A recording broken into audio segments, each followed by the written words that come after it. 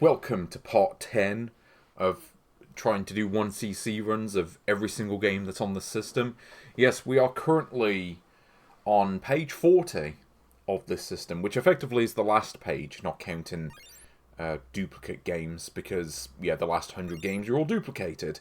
So, we're not going to bother with those because, well, I'm not doing the same games twice. In fact, there are other games that may be duplicates that appear on the first 40 pages that may also be duplicated, and I will be skipping those as well. I don't know if we'll come across any of those today, but today may be important. Firstly, we've got a few good games. Games like TwinBee and the Goonies and Cybernoid. You know, that classic.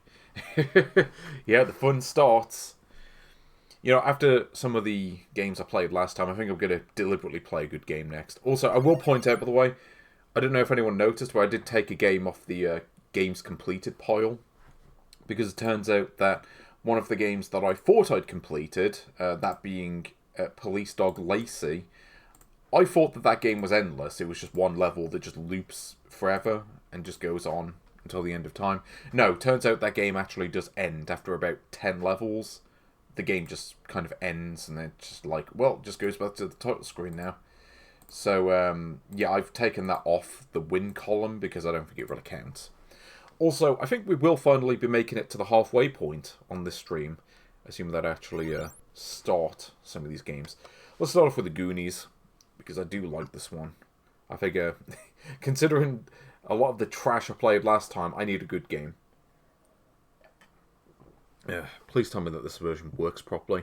Yeah, just in case people missed the last stream, a couple of the games on this page just don't work. Atlantis No Nazo, much of the time just turns into a glitchy mess, like you just can't really tell what's going on. It fails to switch the graphics properly.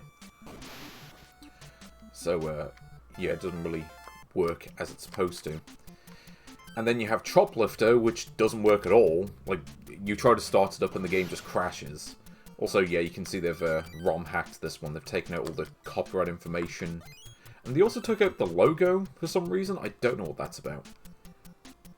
But yeah, the Goonies. If you're not familiar with this game, well, first thing to note is that it is, of course, based on the film. Yeah, I don't know what happened with the... what happened with the score, I don't know. It's displaying fine now. I guess just the high score's messed up, but here we go.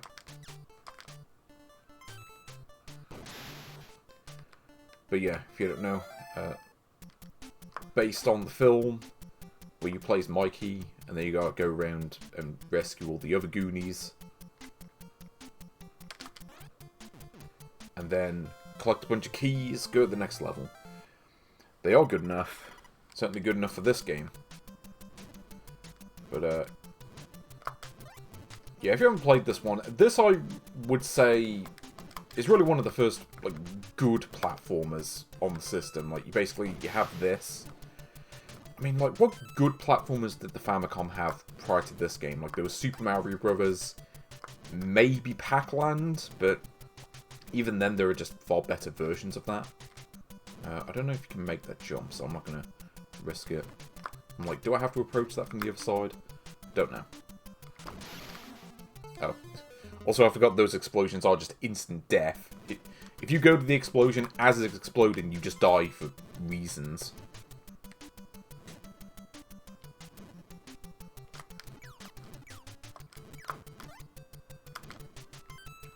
So, yeah. MSX version? Was there an MSX version of this? I've never played that one. I'm not really all that familiar with the MSX, if I'm being honest. It's one of those systems I never really looked into. Even though I probably should, but, you know, that's just kind of how it is. Also, yeah, I'm probably going to play it like Slot, because, to be fair, I have beaten this game in the past, but I haven't played it in a while, so I'm going to be rusty, unfortunately. Like, I know how to play it. This game is, kind of gets overlooked, mostly because it was only released in Japan for some reason. I don't know why, considering, I mean, firstly, it's based on, you know, an American film. So why this would be Japan exclusive, I don't know. I guess maybe it was a bit too early.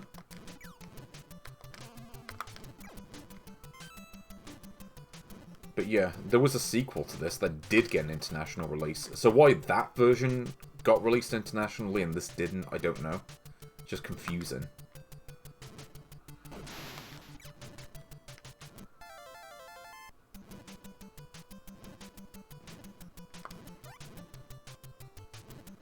But, yeah, hope you're all doing well.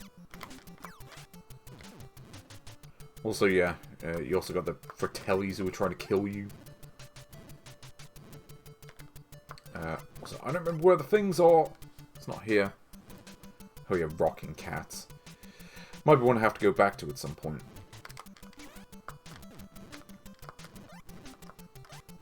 Try to save up on ammo a little bit.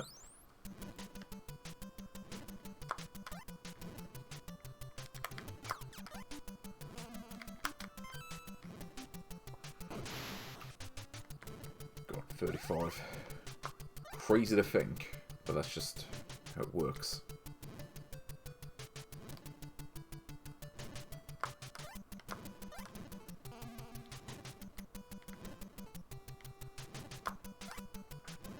So what is it? Is it 3 keys on every level, I think? But, yeah, I'm trying to think, like, what good movie licensed games are there on the Famicom? Because you've got this. I mean, some people would say Goonies 2, but that one's not really based on any particular film. Because, you know, there was no Goonies 2 film. Apparently they're working on one, but, yeah, it doesn't exist as of this stream, at least. So I don't know what's going on with that. Also, you can do that, which is quite useful.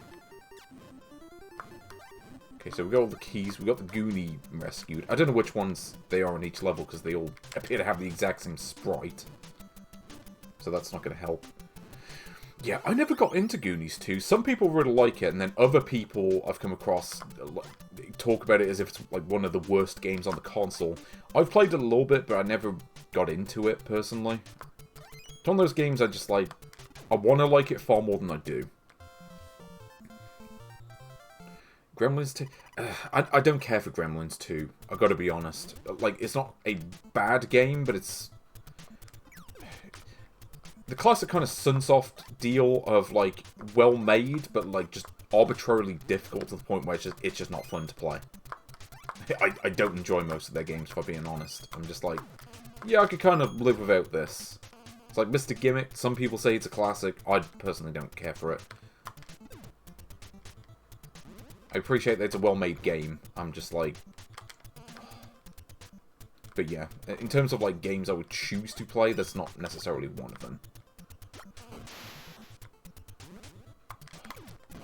Also, yeah, this is where the enemy spawns start to get a bit obnoxious.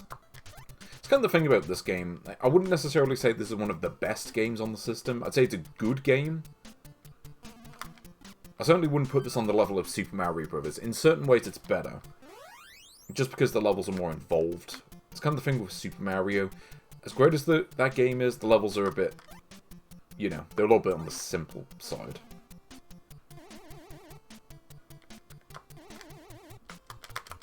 Where I'm just like, you know, a game like this, it's more involved. And I think I like it more... Sometimes I want to play a game like this, but most of the time I want to play a game like Super Mario Bros. I guess that's the way I'd say it. Unfortunately, I'm also playing like an idiot right now. I think it's just a case of, like... there are certain games where if I try to talk and play them at the same time, I do worse. And I think this is one of those. I don't know, like, some games I could do okay. This is one... for some reason, I just feel like I have to concentrate more on this to get anywhere in it. And I don't know why, because it's not like it's that difficult, but...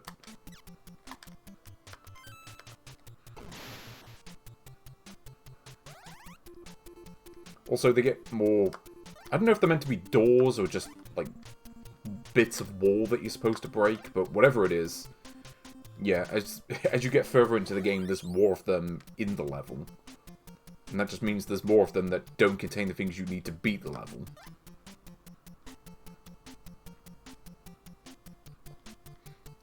And, yeah, the game certainly becomes more maze-like. But to be fair, I mean, that kind of maze-like quality is what makes this game more interesting to begin with. I mean, if this was just running from left to right, it'd just be kind of whatever.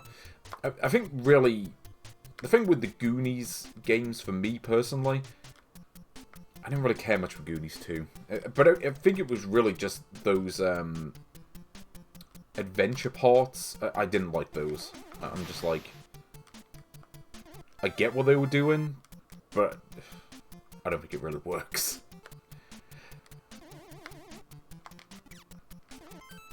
Oh, also that thing inexplicably travels with the screen, which always annoys me. It seems like just a weirdly common problem with like early Famicom games. It's like, sometime around 1987, people kind of realized, yeah, we shouldn't do this.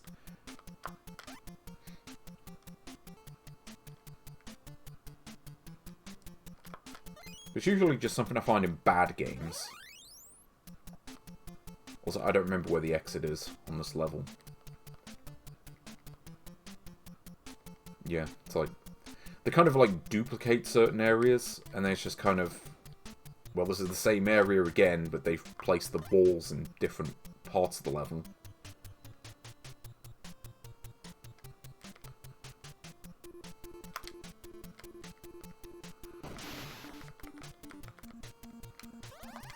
Yeah. Not to mention, like, a good, like, 2/3 of these are just going to be health, which is useful. But also, yeah, I could probably do with more of these having, like, the keys I need to finish the level. And the problem is, it is randomized as to where you need to go as well. Because while these are in the same spot every time, the items that you need are in completely random locations. So half the time, you're just going to get just all the health power-ups at the start of the level, which is useless. Because you get your health back at the start of the level anyway, so, I don't know. There's a bit of luck involved, I find.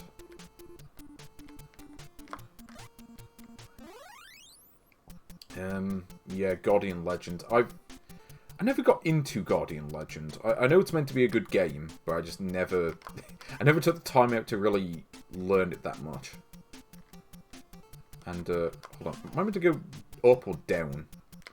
It's never quite clear. I guess down is where the exit is. Also, hopefully where the other two keys are, because I kind of need those.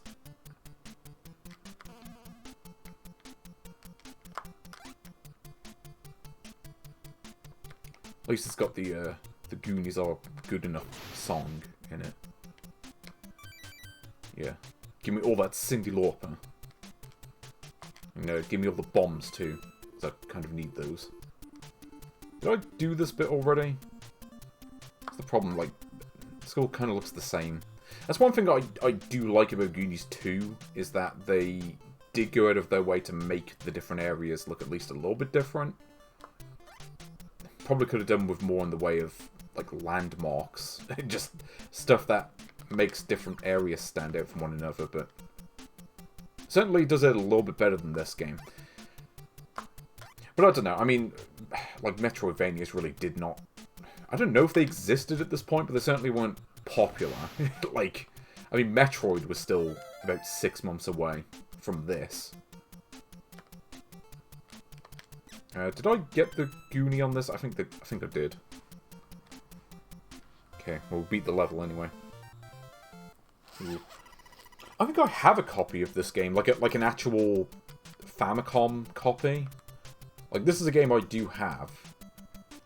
And, yeah, probably one of the better games I have. Even if occasionally you just get gamered like that.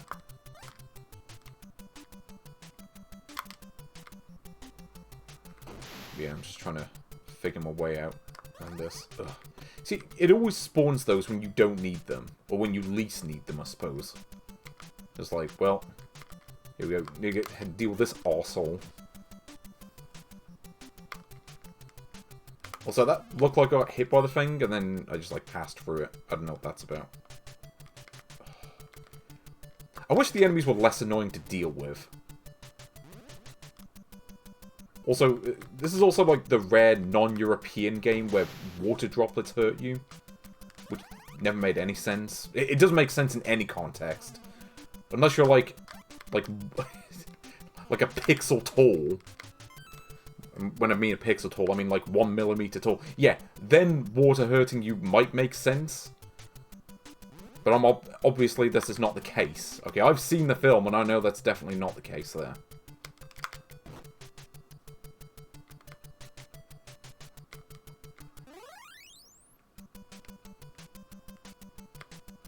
Yeah, I feel like I'm just getting bad RNG right now. So that's kind of the thing. You have to, like, pray that the keys are in convenient locations and... Or, like, closer to the exit, I suppose.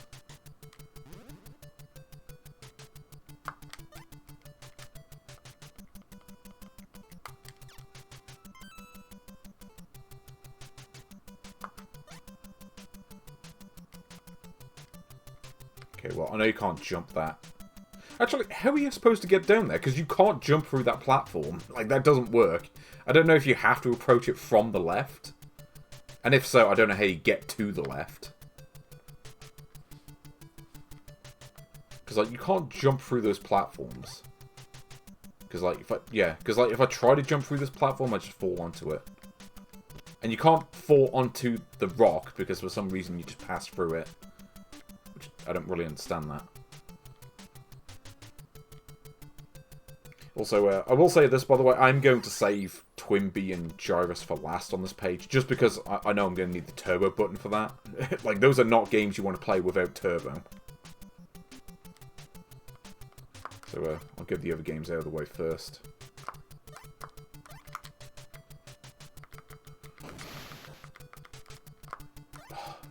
No! Give me the keys! I demand key! This is the problem, it's just like... It's like, where do I even go at this point? And why can't I carry more than one bomb at a time? Like, get some bigger pockets, Mikey, jeez.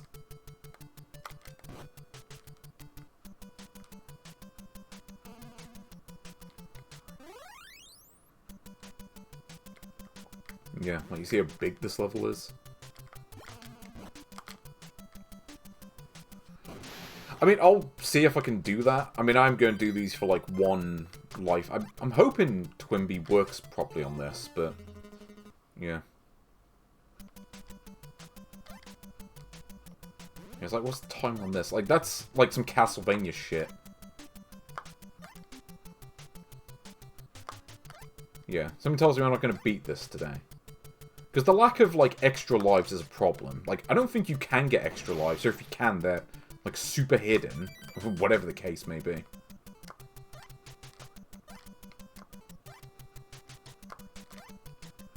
But you want extra lives, but tough. It's like, pretty much like, the way you have to beat this game is to just use, like, the continue code to do it. Because thankfully, this game does at least have that. Which is good, because if you want to finish this game... Yeah, beating this on the requisite, like, 2 lives that you get... Yeah, good luck with that. Because chances are that ain't gonna happen. Unless you're like the god of the Goonies on Famicom. Actually, hold it. Did I go to the bit on the right? I think I did, but I'll check anyway. Of course, you have this tit who shows up on occasion just to get in the way. Okay, I did not. I don't think it's the Konami code. I think it's, actually, I don't remember what it is. I think it's literally just like you press down and A and start at the same time on the title screen, and then it lets you continue. But yeah, the Konami code didn't exist when this game came out. Like, this is before that was even a thing.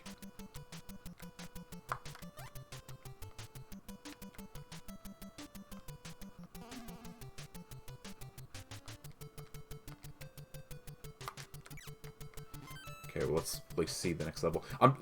I guarantee you there's no way I'm getting past this bit, but... Yeah, because I mean, if I can't even beat this bit without dying, then I've got no chance of doing the rest of the game. I'll tell you that straight away. Because, like, you see how many enemies they spawn at this point? Like, this is... Yep, this is definitely a Konami game. No doubt about that.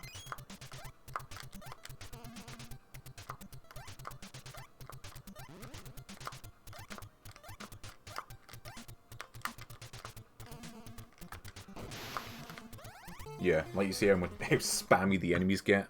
It's just like... Yeah, that's how you know it's a Konami game, if they act like that. But anyway, that's the Goonies.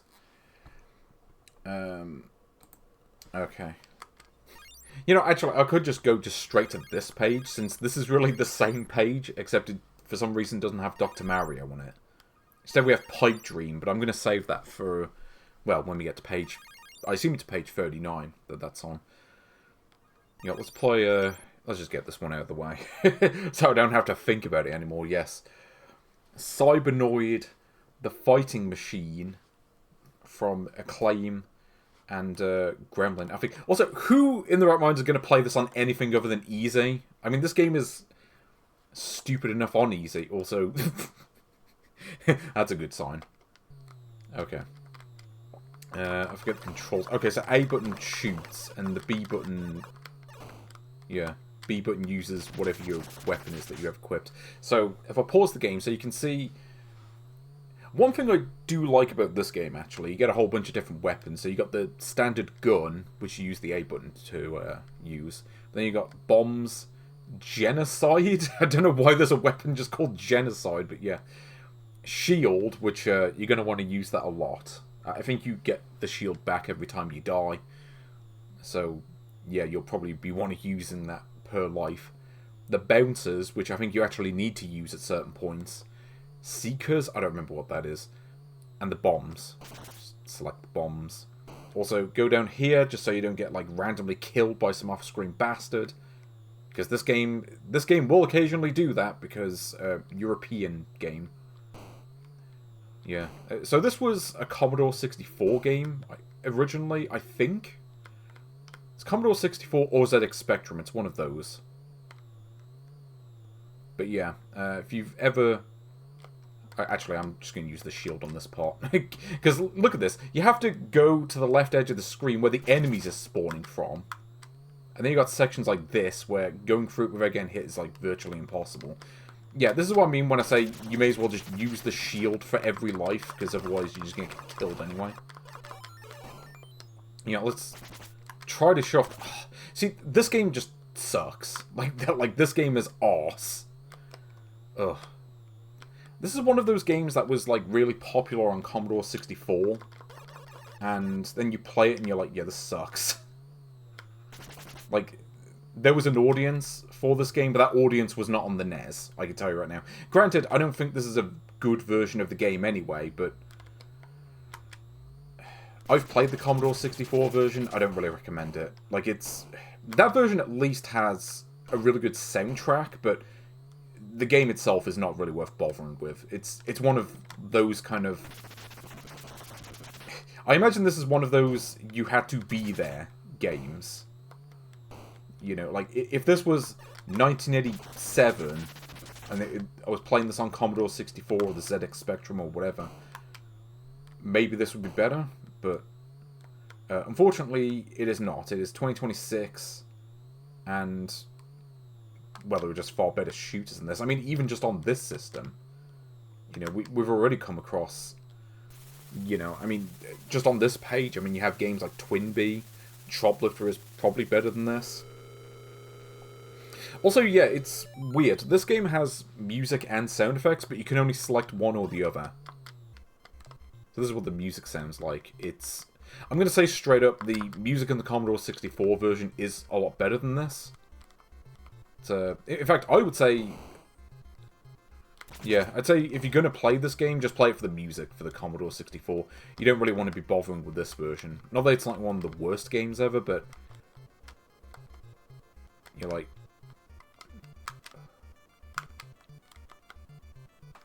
Yeah, and apparently, like, certain obstacles are just immune to certain weapons, and it doesn't make any sense. Like, this really has the feel of, yeah, made in some, student flat in, like, Tottenham. Just got that kind of vibe to it. It's just like, yeah, it just lacks the refinement. Like, even a lot of the bad games on this are more refined than this game. Even though there are absolutely worse games on the system, this is not a good one. You're like... And it's really funny too, because I don't think this even got a UK release, like this version of the game. I think this was American exclusive. And from what I've seen, this version of the game really did not get good reviews. Like, this game was not well regarded, partly because of stuff like that. But, I mean, maybe it has references to the SID chip. I mean, it wouldn't surprise me, because this was made by Gremlin, like this version of the game. So this was UK developed, but that doesn't make it any good. Yeah, this is Cybernoid. This version's a little bit glitched, although it does seem to work during gameplay at least. So, the worst one I've played that isn't Cybernoid, I mean, it depends. I mean, technically, if we're talking purely technically in terms of the versions on this system, then I would have to say Choplifter is the worst, because it literally doesn't work. Like, you just can't play it because the ROM is broken. In fact, I'll just show it off here. So, yeah, if I try to start this game up, it just crashes immediately. So technically, this one is the worst. But if we're going on the assumption that you're playing a version of the game that works properly, I mean, Hokuto no Ken might be the worst. I mean, that one's just borderline unplayable past a certain point. Yeah, that might be the worst. Either that or Robocop 2. It's one of those. Here we go, City Connection. Okay, here's a game I like. See if this one works properly, because usually with pirate multicarts that have this game on it, it doesn't tend to work properly. Where, like, you beat the level and it just displays kind of glitched graphics where it's supposed to have, like, the win animation.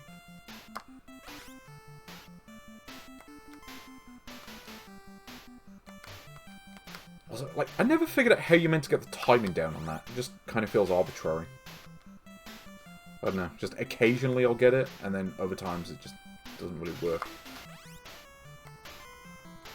Okay, try to get all the bits at the top out of the way first.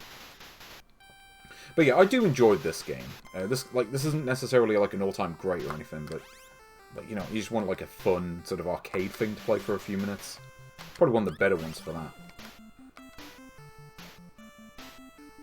It's also a pretty early game. This was Jalico, I think, made this.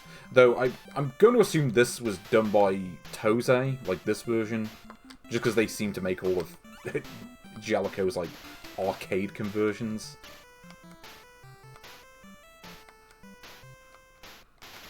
Yeah, also the cat just like constantly cheats in terms of where it spawns. You just have to pray that it just doesn't spawn at all. But here we go. Okay, let's see if this version actually works properly, because I actually do want to know. Okay, there we go. That's one level cleared. Oh, hey, this one actually seems to work. That's good. Yeah, because usually if you play this on a pirate multicart, often they'll just, like, cut some of the graphics out of the ROM. And, like, that wind screen, like, the graphics just don't show up as they're supposed to. Here we go. Welcome to London. Exactly. I'm pretty sure this is where it's supposed to be. I don't know what the deal is with the police vans. They look a bit weird. Those famous British police vans. Also, yeah, the cat often just shows up in, like, dickish places just to get in the way. Like, it's kind of funny, because, I mean, really you're supposed to be running away from the cops, but the cops aren't what you have to worry about. You have to worry about the bastard cat that gets in the way. Someone get pink jelly to get the other cat out of the way? It's a pretender. It's not the real deal.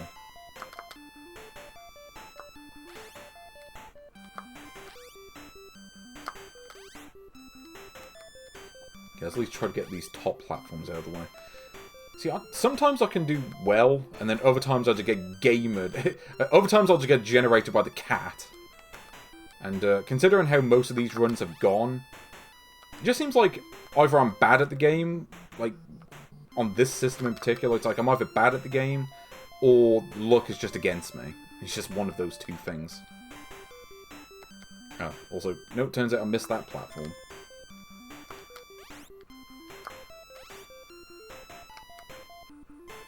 There we go, despawn bastard cat. Yeah, if only Pink Jelly was on this console, it would have saved the whole thing.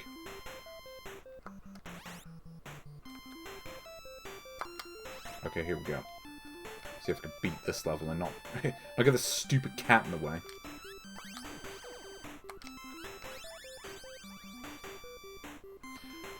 Though, actually, I will say this. I don't have many NES cartridges. I've got a handful of them. This game actually is one of them, and I think it's actually the American version. Not that it makes much difference from what I remember. The American and European versions are pretty much the same.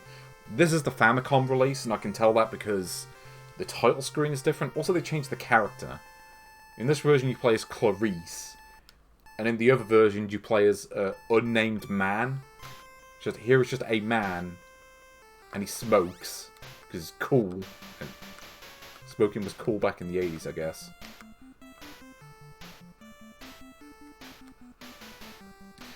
Yeah, I think if I was playing this, like, again, on a lot of pirate multicarts, like this level, for instance, I don't know if this level displays correctly, but I know some of the other levels do not.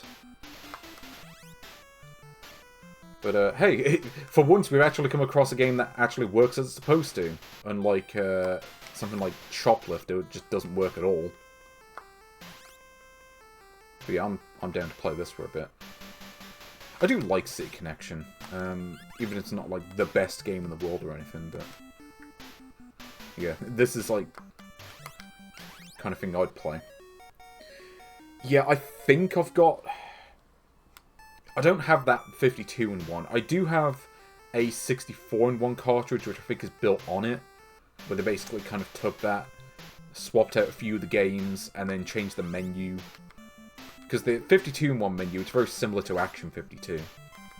But the one I've got, it's kind of like a more sort of generic menu system. Hold on, did I get all the top platforms? Looks like I did.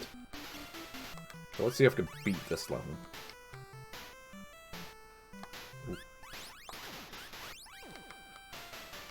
at this stupid... Oh. I wish there was, like, like a mode where... Like, really the objective should be to run over the cat. Just tell the cat to sod off. As far as I'm concerned, if you're in my way, you deserve to get run over. Also, I don't know where the last thing is. There's, like, one that I missed, I don't know where it is. Because the problem is, the way the level loops, it like, loops on itself several times, and... yeah. But yeah, Paris. Yeah, I think...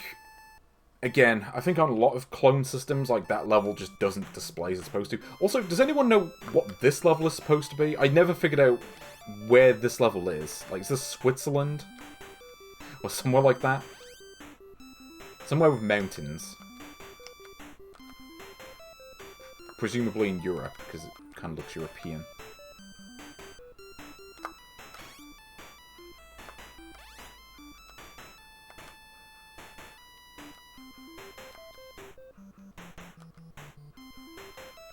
Oh, hold on. Let me see if I can get the balloon. Yeah, here we go. You ever seen this? So you get the balloons, and then you get to skip levels, I guess. Although I don't really know what the point of that is, in a game where it kind of just goes on forever. I don't know how many different level designs there are. So I know it looks like we're in Japan somewhere, I assume, considering where this game was made. Like, we have Mount Fuji. Like, you hear the, like, the jump sound, and it just didn't work. Like, the game ate my jump.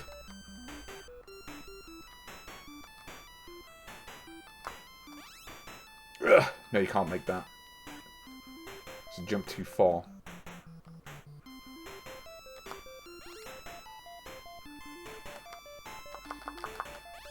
Okay, you can... so you can barely make that one. But I'm on my last life here. So, what even is the loop point for the City Connection? I don't actually know. I know eventually it starts looping backgrounds, but I think even then, it does still have different level designs. Okay. It's Street Frenzy? Oh yeah, because they, like, messed up the graphics, so you couldn't even tell which parts of the road you'd driven over. Just like, yeah, good luck playing it like that. It's like we made the game almost impossible. Okay, so now we're back on the New York level, but if you look at it, like, the level design itself is different. yeah, like the layout is different. So I don't really know when you would consider, like what is the win condition for this game?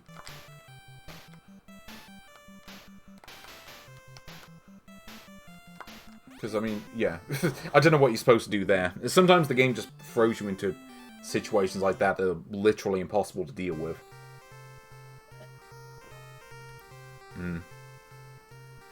I don't know, like, okay, I'm just gonna turn the light on, and I'll be back in a second, but, okay, what would you consider to be the win condition for this game?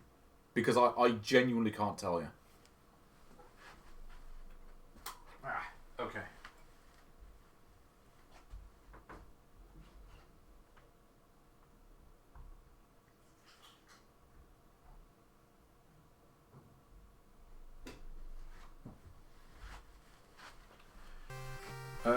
One loop. Does that count as a loop, though? Because the thing is, I don't know what counts as a loop in this game, because it seems like there are more level layouts than there are backgrounds. Frankfurt. Oh, is it like a castle in Frankfurt, then? I don't know. I'm not really an expert on my German geography, funnily enough. Okay, but you know what? Let's plug in the turbo controller for these next two games, because I'm not playing these mashing buttons constantly. They think I'm doing that, they can sod off. I did enough of that last week. Yeah, I mean, if you want to say I beat the game, then sure, I'm down to do that. I mean, I got up to New York again, so yeah, we'll just put that down. Okay, let's do the oh, hold on, what's going on? No, plugging the thing in. I've got you have to plug it into the right port for some reason. Here we go. I'm going to do these last, just in case, because I don't know what games are on the next page, but there may be ones where you have to mash buttons constantly. So, if there are those, I may as well just get them all out of the way now. Here we go. The TwinBee. Another kind of early Konami classic. And yeah, I will... I can't promise I'll get to level 4 of this, but I will give it a go. Unfortunately, the controller I'm using for this is not as good as the other one. It just doesn't feel as solid. Just like, particularly the D-pad feels a bit floaty. So, while I'm kind of helping myself by having the turbo buttons, I am also kind of impairing myself a little bit.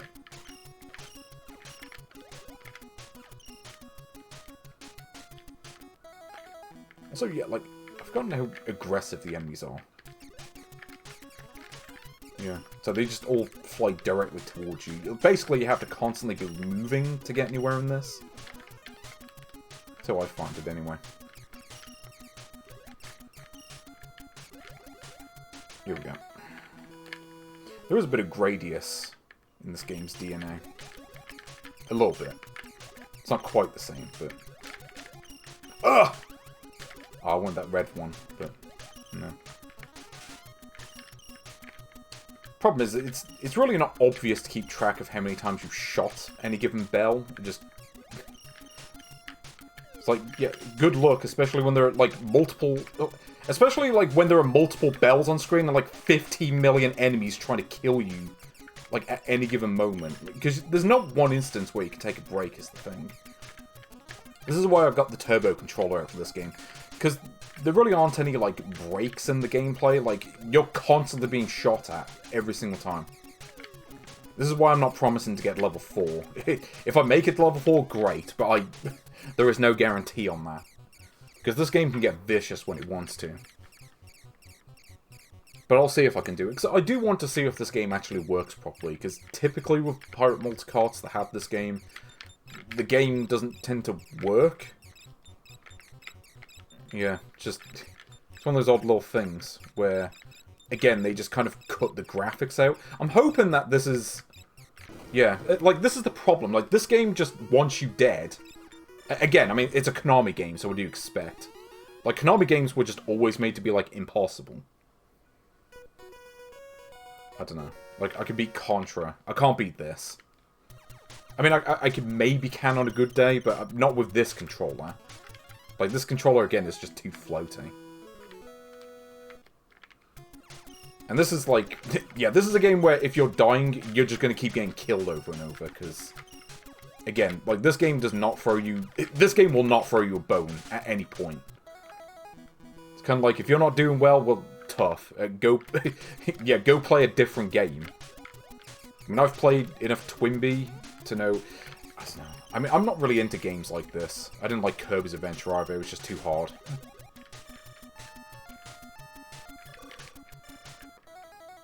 Yeah, it's basically you have to pray that you don't just get, like, bum-rushed immediately. I mean, I have gotten to level 4 legitimately before, but, yeah, I don't think it's happening today. I don't even know how you get the wings back if you get hit.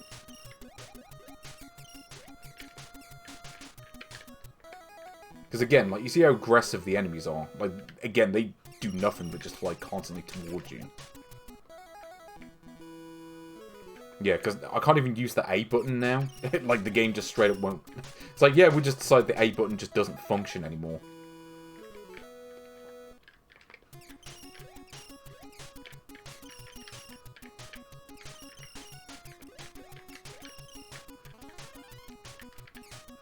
And the points, well, there's no reason to get those. I mean, if you get killed once, you're pretty much done anyway.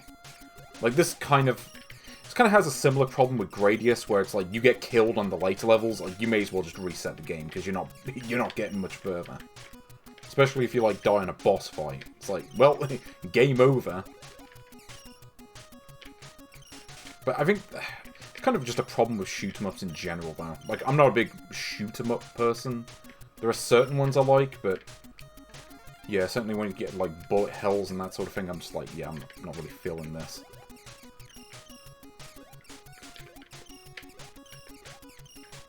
And I don't think I need any more speed power-ups. Though actually, getting too many speed power-ups is not that much of an issue in this game, just because there aren't any walls to crash into, unlike in something like Gradius. If you collect too many in Gradius, you're done. Because you're just going to be crashing into walls. And then you'll be like, oh, now you don't have any power-ups because you died once. Well, I suppose, but... yeah. I don't know.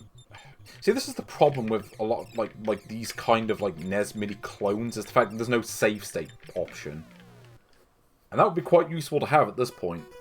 Like, if this game had a... if I could just, like, make a save state to see what level 4 would look like, I'd do that. And unfortunately, this game doesn't even have, like, continues or a level select or anything. So, like, yeah.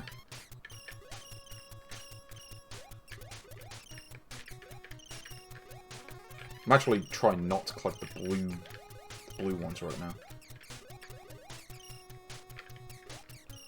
But yeah, I don't know. The fact that I can't attack the enemies in the background is a problem. And now the game's just turned into Star Force. Like, look at this.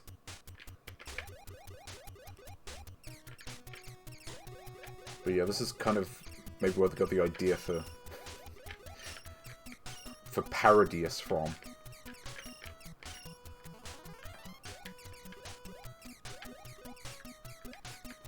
Yeah, I don't know. Like, this is a good game. Like, if we're talking, like, shooters from this era, like, this is one of the better ones.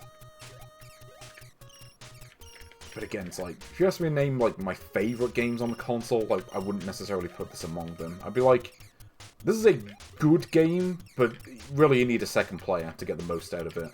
Playing it on your own is not as good. It's one of those games. Much like Legendary Wings and Life Force, like...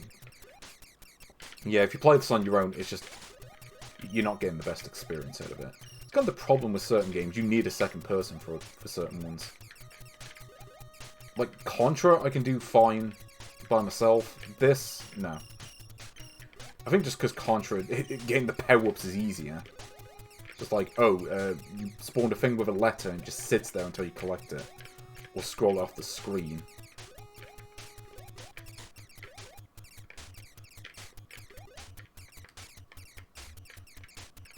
But yeah, like, keep in mind that I haven't been able to use the, like, attack the enemies on the ground thing at all in this level. Like the game just doesn't even give me the option. Because, like, the power-up that you need to get that just never spawns. Like, it spawns once, and then it just never spawns again. I guess they weren't expecting me to get the shield. And it's like, well, you want this, you better die again, and then hope you get it in a spot where it may actually be useful. But, here we go. See, like, the fact that you're constantly getting attacked from the, like, the background. Nope, apparently that thing's just not going to do anything.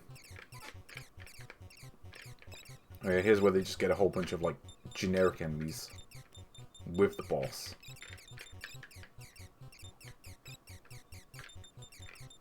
Ugh. Okay, we did it. Stage 4, let's go. Let's see if this game actually works properly. Yeah, maybe they just... Whoever did the manual just didn't do the research.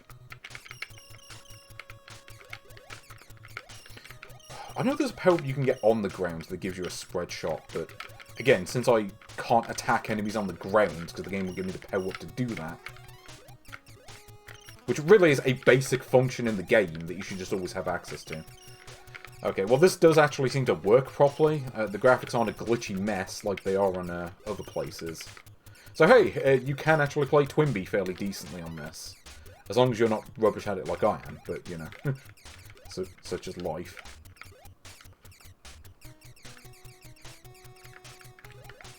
Yeah, okay, well I'm pretty much done. Okay, I'm not getting any further than this. Like, there's no way I'm doing a whole loop.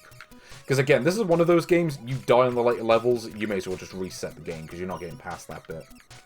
Maybe if you have a second player to carry you, and get the power-ups, but otherwise, it's not happening. Oh, here we go. Yep, get this thing, and then we'll just die immediately.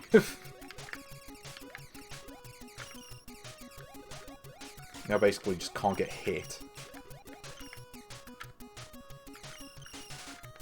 Actually, yeah, this is kind of the power-up you need the most in this game, is the one that just makes a bunch of clones of yourself like it's Ninja Gaiden 2. Yeah, okay, well, we're done. Because, yeah. Again, this is one of those games, like, you lose your power-ups, you're done. Like, you're not getting any further. Because it's not like...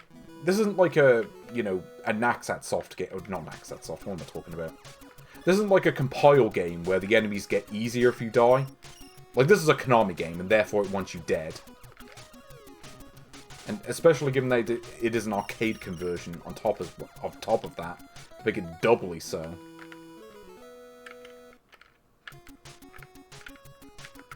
Yeah, it's like, good luck getting the power-ups.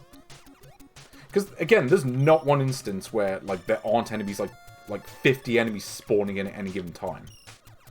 Like, this is just a common problem with, like, shoot-em-ups in general, especially from this time period. I don't know. I feel a lot of them haven't released the test of time because of that. Where it's just kind of a case of, yeah, you probably shouldn't have designed it like that. It's like, they're too arcade-coded, let's say. But to be fair, I'm not a huge fan of this genre anyway, so maybe I'm the wrong person talking. Speaking of arcade shooters, let's play some Gyruss. Yep, last game on the page. I'm not counting Pipe Dream, because that is on page 39, isn't it? Here we go. You want to play some Gyruss on your Nintendo Entertainment System? This is a bit of an odd one. So Gyruss was an arcade game from, I think, 1983. Like, this game was out at around the time that the Famicom launched. So this was before Konami was even making Famicom games, because they didn't do that until a couple years later. Also, what is going on with the high score? Yeah, it doesn't look quite correct. I don't remember if this game has Turbo Fire or not. I don't think it does. No, I think this one, they just go and mash buttons. Well, I got turbo buttons anyway. Here we go. And, yeah, this game came out a fair bit later than TwinBee. I mean, you can tell, just from looking at it. Kind of has, kind of, like, later era Konami vibes. Like, it's got Konami drums.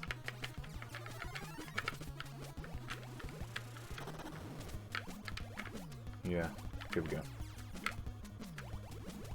But yeah, if you ever played Gyruss, it's a cool game for its time, but quite an early one. I mean, like, this game was old enough that it got a version for the Atari 2600. Yeah, as mentioned in chat, now that I look at it.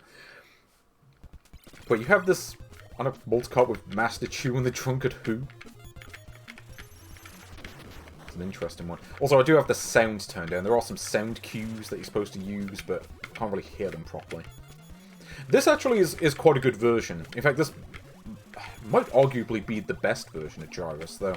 It does change things up a bit from the original. This did come out in 1988, so they were kind of like, yeah, we're going to modernize the game a little bit, make it so you can actually like complete the game. Because I don't think you could beat the arcade version. I think it was just one of those kind of endless games. Yeah, Ultra Games, it was just an alternate name that Konami used for some of their games. And from what I remember, the ones that they released on the Ultra label often weren't great. Things like the weird kind of Metal Gear conversion and like roller games, just not really great games. But again, this is a good one. I do enjoy this game. Again, trying to think if trying to think how this compares to other versions. Because I don't think like the arcade version, for instance, had any boss fights in it. Like, I think this is something that was exclusive to the NES game.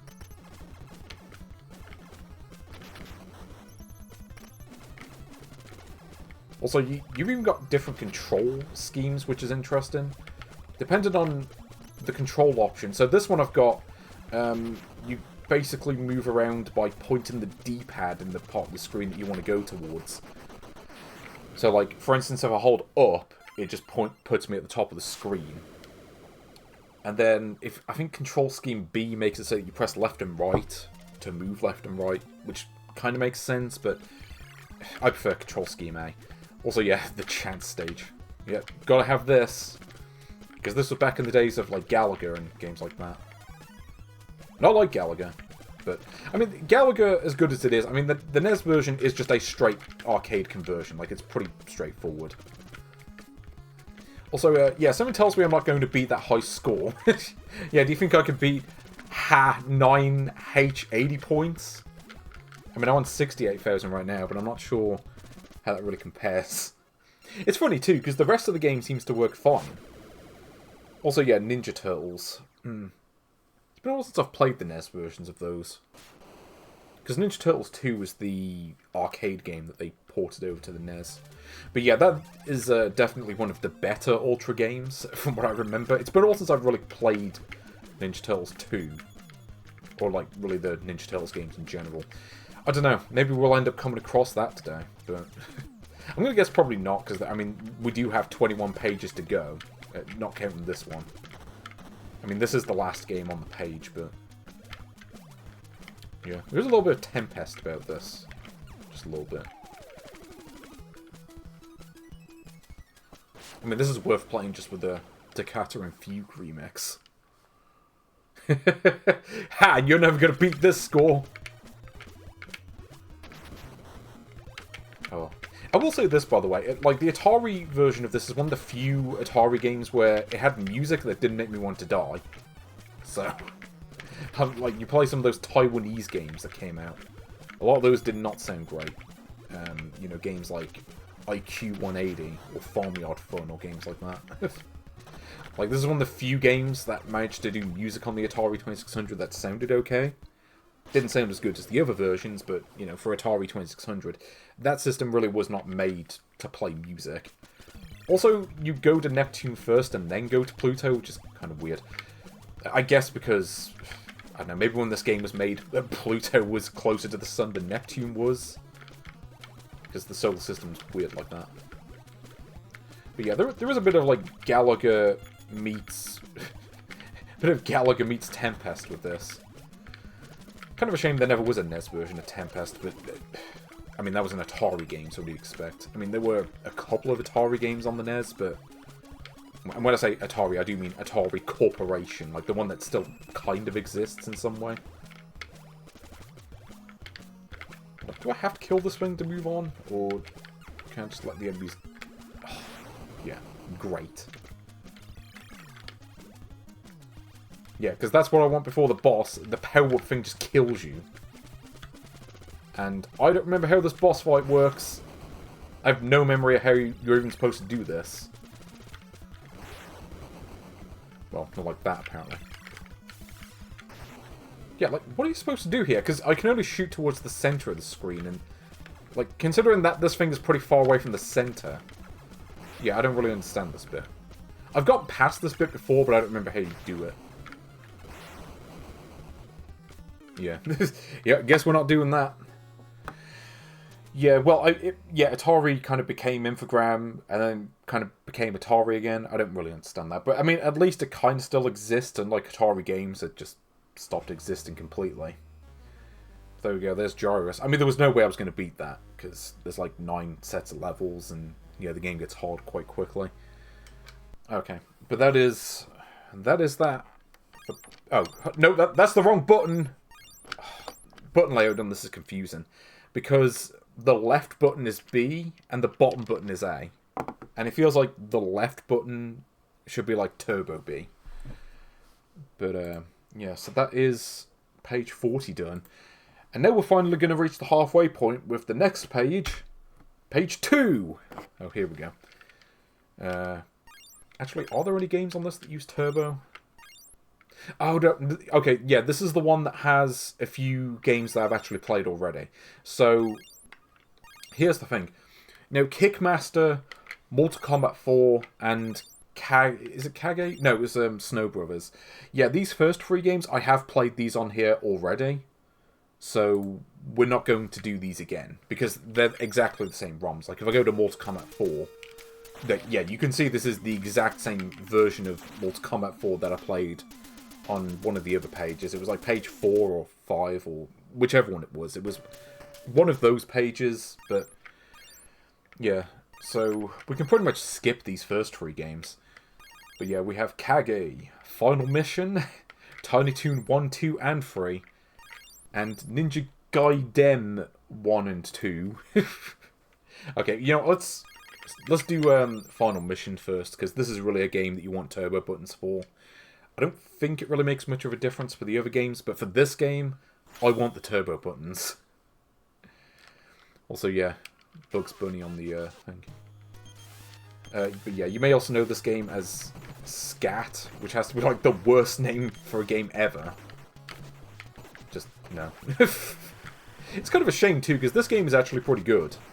Unfortunately, this version of the game is not as good as the one that got released outside Japan. So yeah, so Final Mission, Japanese version of SCAT, or SCAT, or Special Cybernetic Attack Team, or Action in New York, or whatever you want to call it.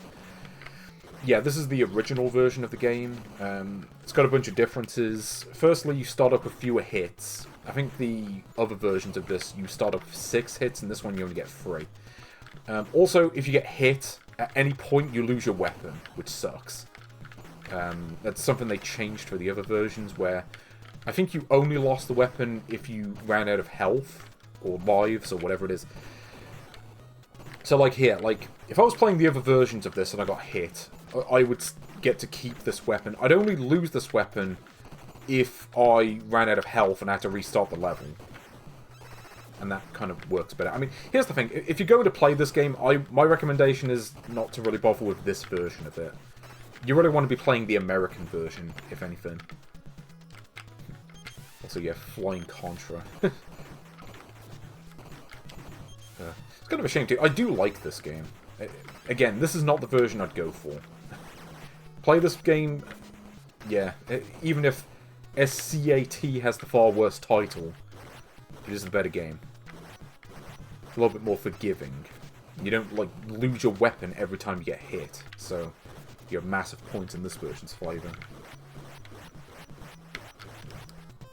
Also, yeah, you got that kind of Konami porcelain. Yeah, this is one of those, like, dodgy controllers where whenever you press the stop button, sometimes it registers it, pressing it down like 2 or 3 times.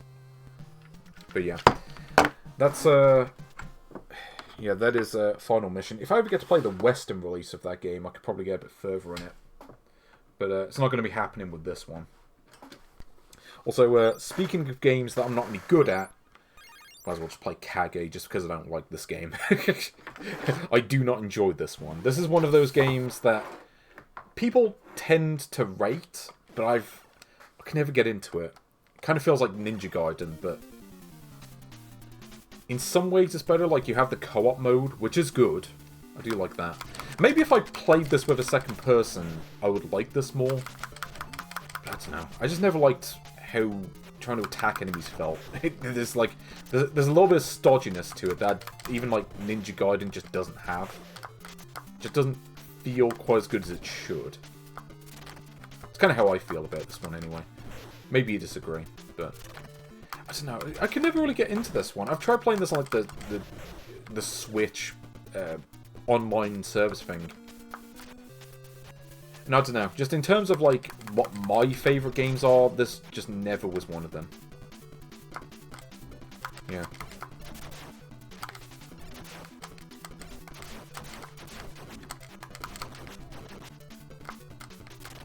Yeah, it's like you feel how like fast the enemies are compared to you. Also, yeah, Ninja Gaiden Shadow. You know, I don't think I've ever played Ninja Gaiden Shadow, but yeah, that basically... I do know that that was essentially meant to be like this on the Game Boy, but then, like, last minute it basically got turned into a Ninja Gaiden game. Which is interesting, because Ninja Gaiden is on the same page, so... I guess we'll take a look at that in a minute.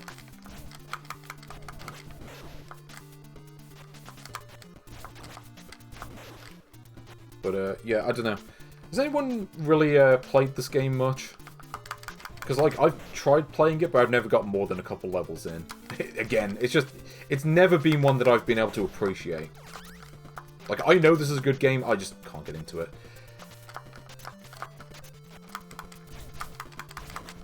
Just feels like the enemies are all mobile than... like, the enemies are all more mobile than you are. And considering that you're supposed to be playing as a ninja, it just feels wrong.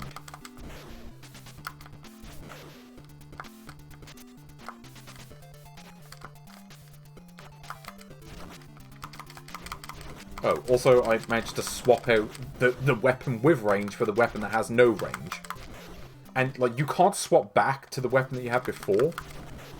Like, why would a game ever do that? It's like, okay, we'll give you this weapon that's, like, better than the one you started out with. But then you can swap back to, like, the really shitty one that doesn't have any range. Like, this is the one use this weapon has. Is that you can attack this idiot. I do like this effect. This kind of like wheel that kind of goes around. Kind of thing I expect to see on the Mega Drive. Also, I dodged that. I don't care what the game says. Yeah. It's one of the games where you're better off just avoiding the enemies completely. Because your attack options are not good.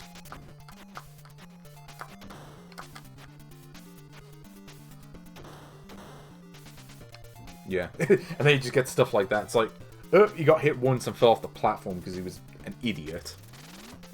Yeah. That's pretty much all I have to say about that one. But, you know, let's play a better ninja game. You know, everyone's favourite ninja game. You know, Shadow Warriors. You know, that classic. Here we go.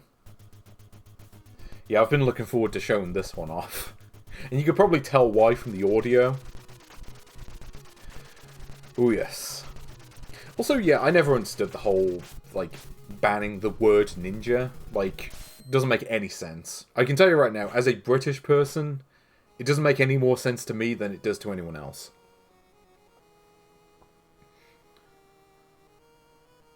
Anyway, let's, well, I think we've all seen this intro. Let's actually try to play this. So, Shadow Warriors. Yeah, you may also know this as Ninja Gaiden, but because one man at the BBFC had a stick up his arse, they had to change the name for this version. And yeah, I don't know why they used this one. And it's really funny too, because this version doesn't even work properly. Like, because, okay, like, this is the only power-up that you've seen.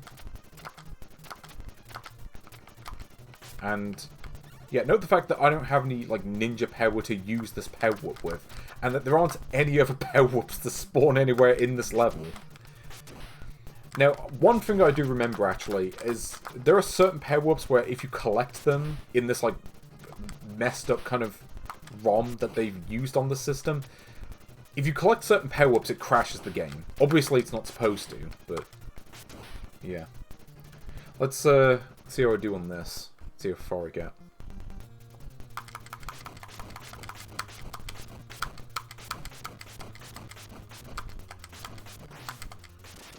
Okay.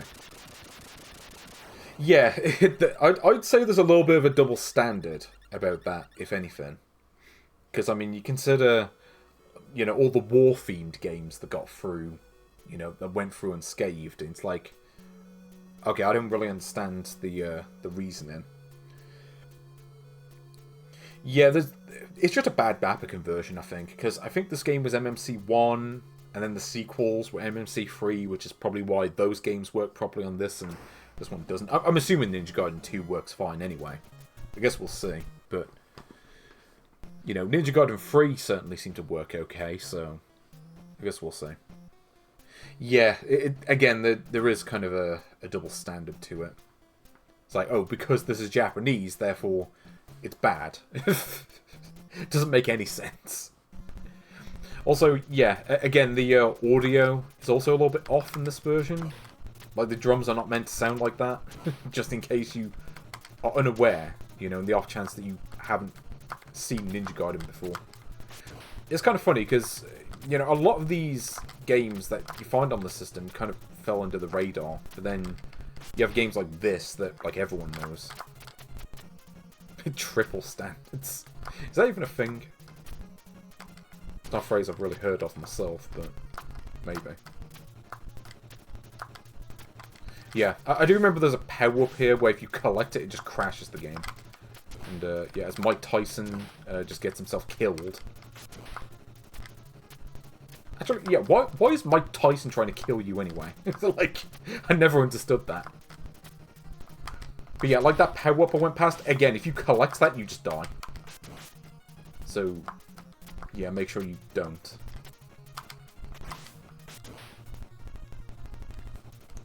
And, well, to be fair, I think that was an issue with, like, German censorship. It was, like, something like that. What? I forget if you can no. There's, like, certain enemies you can just despawn them. This, sadly, is not one of them. Yeah, and good luck doing this without power-ups. Like, this part is hard enough with power-ups. It's like, oh yeah, we accidentally made the game like 10 times harder because none of the power-ups do anything. And you can't get health or anything like that.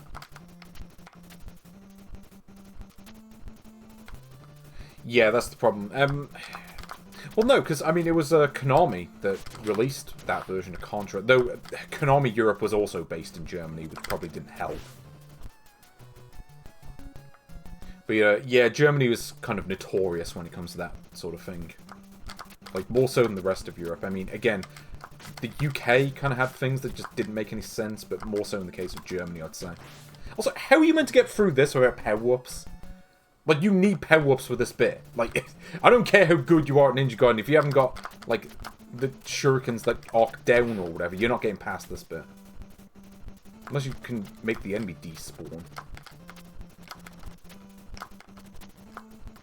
No, you can't despawn the enemy, you just have to hope you land in the exact right spot to not get killed immediately.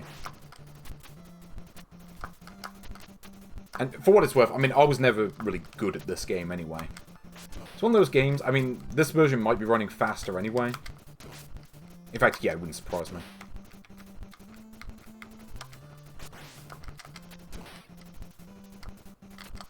Yeah, like, having the enemies on platforms like that, like, they obviously expect you to use the power-ups on this bit, and yeah, when you're playing a broken version of the game where you can't use the power-ups, it's like, yeah, this is not really the version you want to be playing. Like, you want to play a version that works properly. You know, let's play the Tiny Toon games while we're here.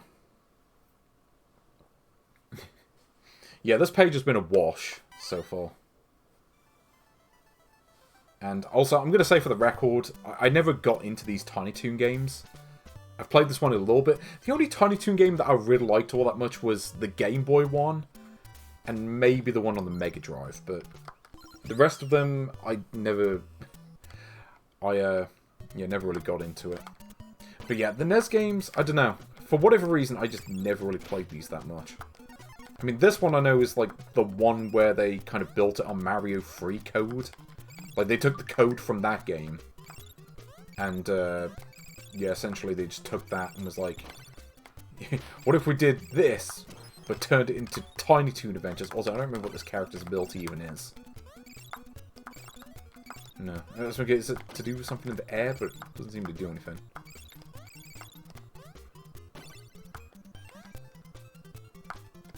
Here we go.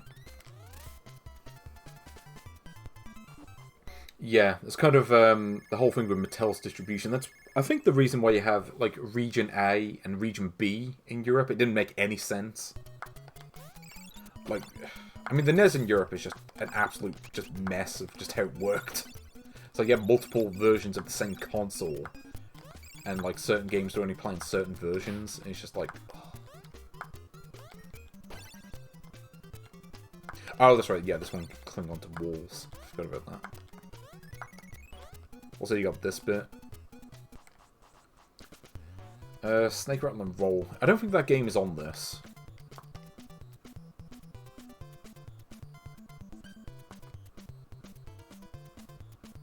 How many carrots do you have? Well, I have that many. Great. It's like, yeah, we're not even gonna we're not even gonna let you do this because you suck. Or maybe that was the bonus thing. I don't know, but I don't know. Is this game good, or is it just like people liked it because it played like Mario 3? I mean, I'm not the biggest Mario 3 fan in the world. Like, Mario 3 is fine. I just don't think it's as good as the first two, or like the majority of the mainline ones that came after it. But yeah. Oh, also you got this bit. So yeah, you gotta do this for like half an hour with the character that was the least good part of Pinky and the Brain.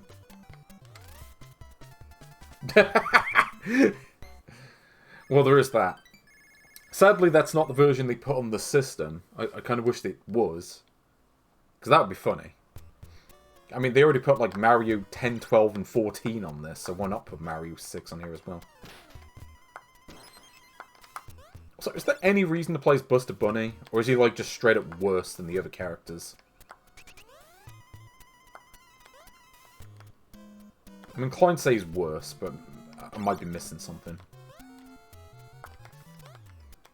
Yeah, it's like, you can't even change the height of your jump, I don't think.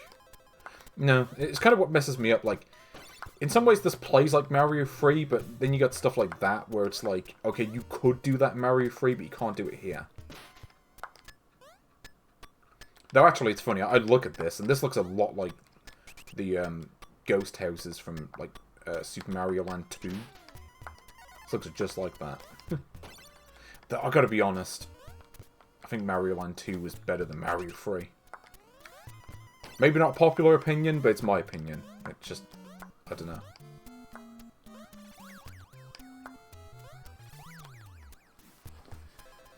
know. Plucky Duck or Furball. Yeah, so it's generally a case you don't really want to be playing as as Buster. Even though he's kind of the main character of the show. Also, again, for the record, I never really got into this game. Like, I just never... yeah, I never really bothered to learn it. Yeah. So if I'm bad, then that's the reason why. It's because it's just not a game I've ever really gotten into. Oh god, it sends you all the way back to the start of the level? Well, that sucks. Oh, wait, you can change... So, this is the problem, because as someone who plays Mario games on occasion, of course I'm going to be holding down the jump button. Because why would I ever not want to do that? Unless I have to, like a specific jump or something. It's just...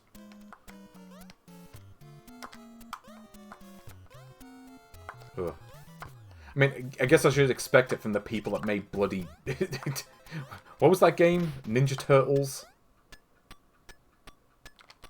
Kind of what do you expect? Oh. Okay, also you can jump like 2 pixels high, or you can jump like 50 pixels high.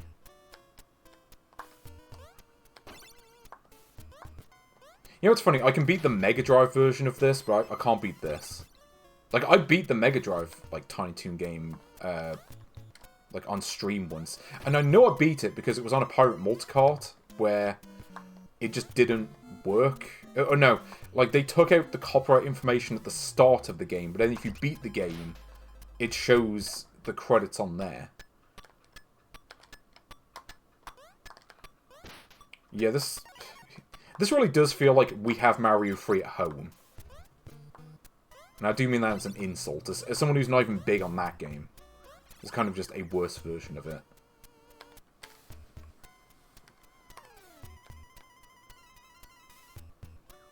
It's like, I don't even know what you're supposed to do on this bit. Considering, I mean, firstly, the boss takes like 50 seconds before you can hit it. So look at this. Okay, I guess this is what you do. Nope, you just randomly get killed, even though I obviously jumped on the boss. The hit detection decided it couldn't be bothered to work properly. I don't know. You played this one? Yeah. I don't know. To be honest, this just makes me want to play Mario 3 instead. Or like... or like Mario Wonder, or like one of the better Mario games. Yeah, Looney Tunes... Like, what good games are there based on Looney Tunes? Also, I don't know what happened there. But, like, what good games are there based on Looney Tunes? Like, there were the PlayStation games. Like, Bug Bunny and Taz Time Busters, that is a good game. Also, yeah, the jumping in this just feels broken. It's like, why do you just randomly jump, like, maximum height? Yeah. Can't say I'm really impressed with that. Like, Rockin' Cats, this ain't. So, yeah, I think we're going to move on from that. But I do want to see, what is Tiny Toon Adventures 2 about? Because, yeah. Yeah, again, if I'm going to play these games, generally I'm going to go for, like, the Game Boy or Mega Drive game. Like, the first ones, anyway. I mean, Tiny Toon Adventures 2 on Game Boy was pretty dire, from what I remember. Like, even the Japanese version is... Like, it's easier, but it's still not good. Oh yeah, there are the Bugs Bunny games on the NES, I forgot about that. So, this is another game that I've maybe played for like 5 minutes at most. This is where they basically turned it into a bunch of mini-games. Like, it's built on the same engine, but it doesn't really play like a platformer. So this apparently is the bad one. That previous one being the good one, that's not a good sign. So this is like, I want to say like those, what is it? Those levels out of Doki Doki Uwenchi where you're on the roller coaster, I think. The bumper cars. The fun house. So am I allowed to go to the fun house? Because this I think is like the only like actual platformer level, and then the rest of them are just things. Yeah, I mean I've heard bad things about this game. Like, it's like I mean, even just this screen is bad. It's like you have to go through, like, 50, like, dialogue boxes just to, like, do the thing. Okay, what is this? You know what's really funny? There is... Oh, okay, this feels significantly worse than the original.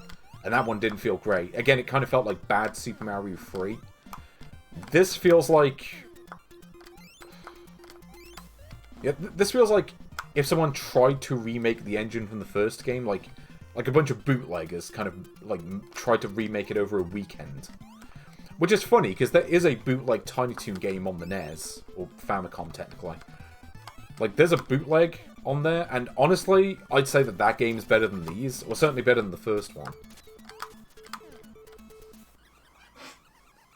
And, yeah. Great. It's like, you get one try, and then you just lose. To a thing that you couldn't possibly know was coming the first time around, which is, yeah, great design. Oh, there's a cheap version? I'm going to assume that's not this version, because I think it did show the copyright info at the beginning, so... I'm just going to assume this is just the regular version of the game. Yeah, so the bootleg is just a conversion of the Game Boy game. And I'm going to tell you right now, that game is better than this, if only because it's... just because the original game was better. Although, it's kind of weird too, because that game, like the Game Boy one... sucks. So because I was still playing TwinBee. Yeah, this feels like some, like anti, like, rental market nonsense. So yeah, we just decided we're going to throw in a bunch of stuff that you can't possibly know was going to happen the first time around. So you just get killed.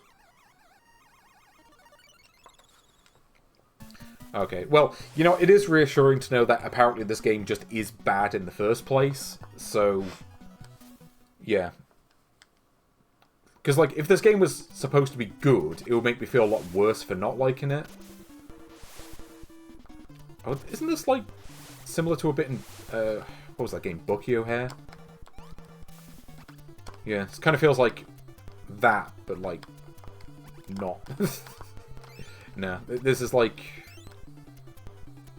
It's funny, because... Yeah, like...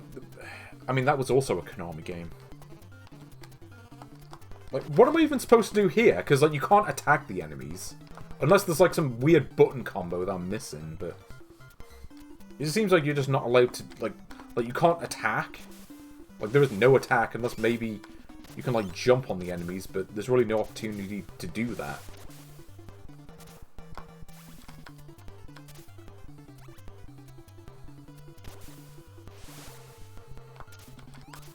Yeah, it's just that you have to just pray that you don't get randomly hit.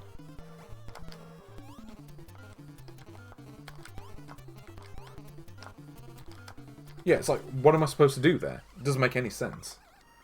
It's just like, oh, you have to play jump on a specific frame, otherwise you die.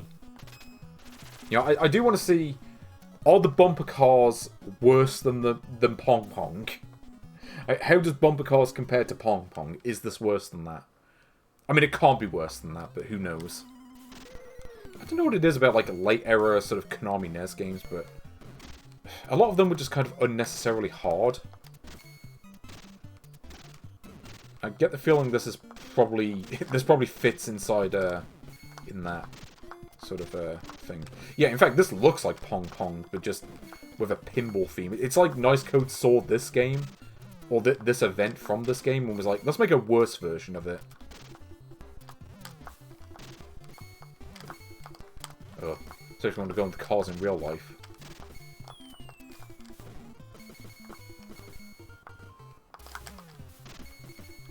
Ugh.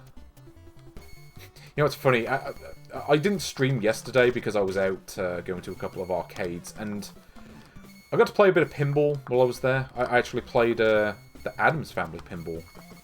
And you know what? That game is really good. Had a good time with that. I got like 65 million points. I even got the replay.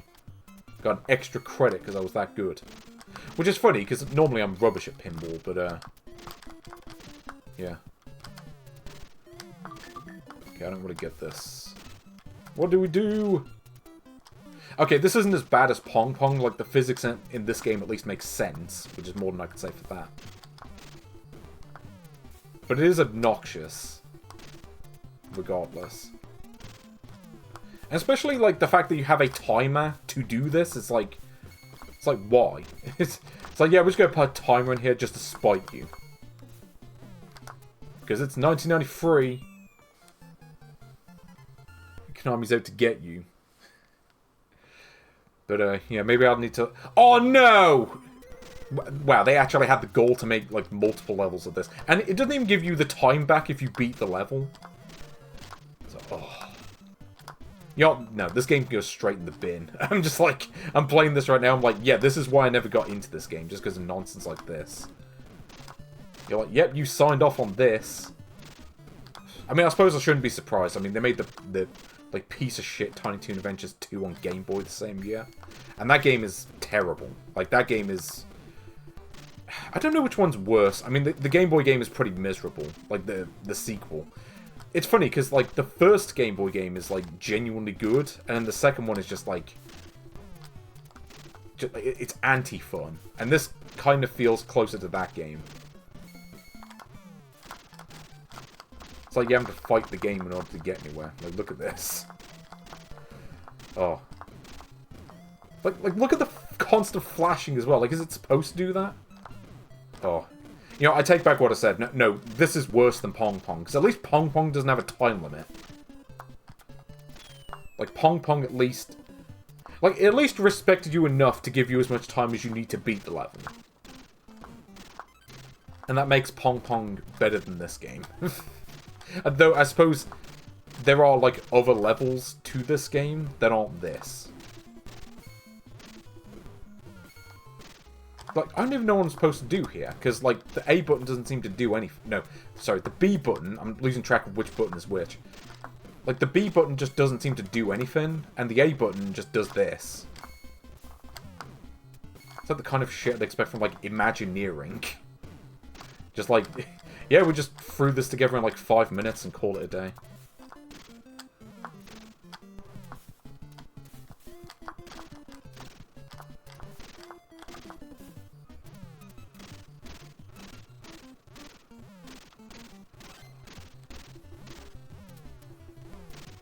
Might like to just, like, reset the game right now. Like, I don't even want to do this. Like, this game is so bad. And I don't like being this, like, pointlessly negative. But when this is the kind of thing I'm presented with, I'm like, you know what, give me the nice code games again. At least those games are short.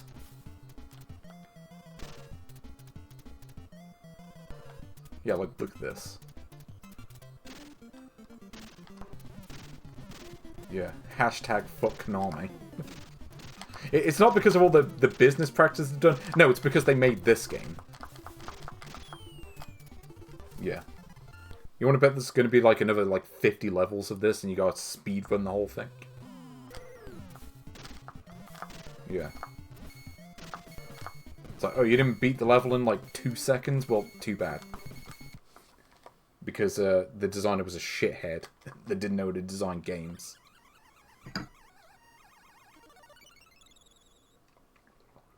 See, this is the kind of, like, you gotta memorize all the bullshit to get anywhere. But I'm also like, okay, why would I want to do that when I can play literally anything else? Like, what even is the ticket booth? Is this a level? Oh, okay, you can just keep topping them up. Fine. Is there even... Okay, is there a life count in this game? Because I don't know, like, what the point is. Yeah, I'm just going to just hang upside down the whole time and see if I can beat the level like that. Oh no, I am absolutely the crazier person. Like, crazy is what I do. It's kind of the reason I play this shit.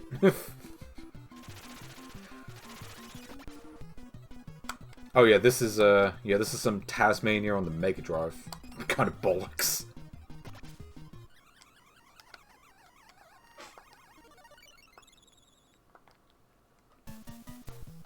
Okay, here's a question. Does this game have, like, a game over state? Because if not, I'm just gonna, like, quit right now. I'm just gonna, like, play something better. Yeah, you beat the pirate version. You didn't beat this one. Ugh.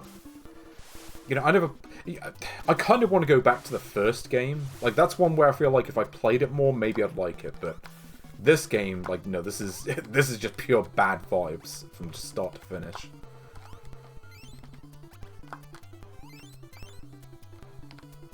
Okay, if you lose the tickets, okay. But you can just keep topping them up, though. Be like, okay, you look at this nonsense, and it's like, oh, you gotta jump on the specific frame, otherwise you get hit. So I could do it. Ugh. I said before that I don't really like Kirby's Adventure, but you know what? Yeah, give me that any day over this. Kirby's Adventure doesn't feel like it was, like, made out of, like, pure venom. Like this game does. Maybe not venom, but contempt for the player. Let's say that. Like, this game is contempt personified. It's like, yeah, you bought this game, now suffer. It's that kind of feeling. But yeah, I'd imagine that, like, the pirated version of this game is better, because at least you can just kind of cheese it. It's kind of the thing with a lot of NES games, you kind of have to cheese them. Or just kind of, like, play them over and over until you learn. But I'm also like, okay, who's really going to be doing that nowadays? Outside of, like, people who are already, you know, hardcore NES game fans. Okay, well, it's a good thing I figured out what the background is.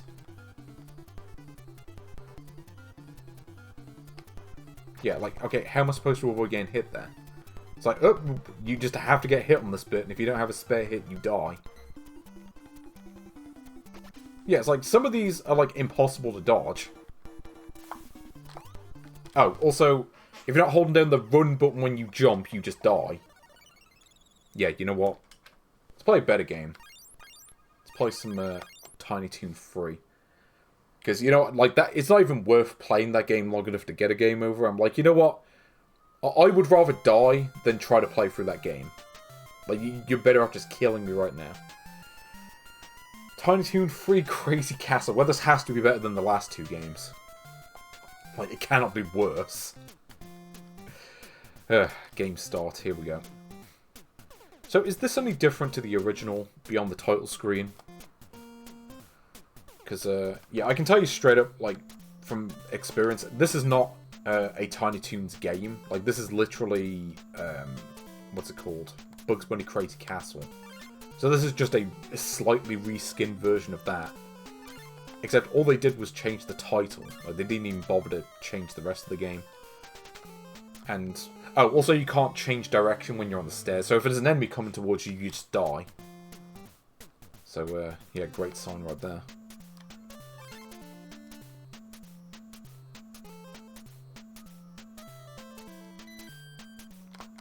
Fine. You can die. Yeah, this game is like this weird sort of grid-based movement that just kind of feels off. But, yeah, this is a game that I'm more familiar with for the Game Boy version.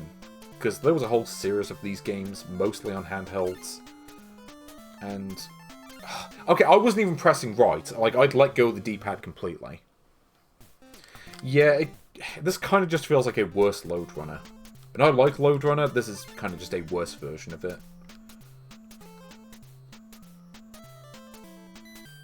In fact, I've got to be honest, like, this feels, like, notably worse than the Game Boy games. Because the Game Boy games are fine enough, this just feels like the poor man's version of it. It's like you have to go out of your way to kill the enemies and then finish the level.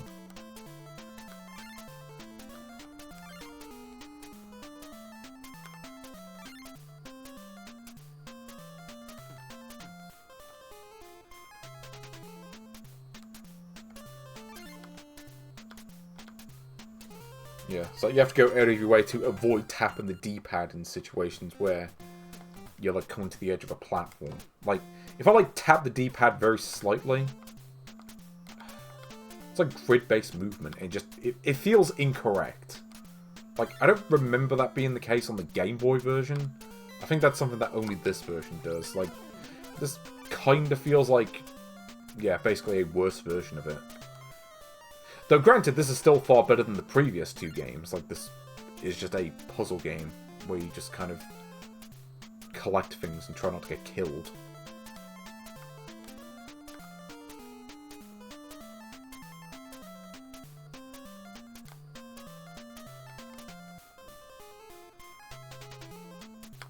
No, and it turns out the power up was on the other bit.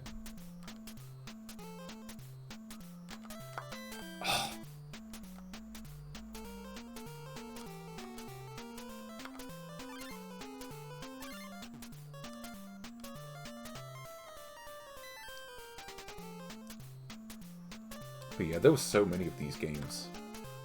You know, like on the Game Boy alone, I think there were like 5 or 6 of them. If you count Game Boy Color, at least.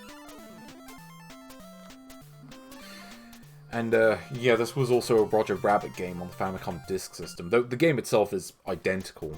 Beyond the cosmetics, it's exactly the same game, no matter what version you play. I mean, to be fair, this game is fine. It's kind of whatever, you know, it's a game where you go around collecting carrots and trying not to get killed.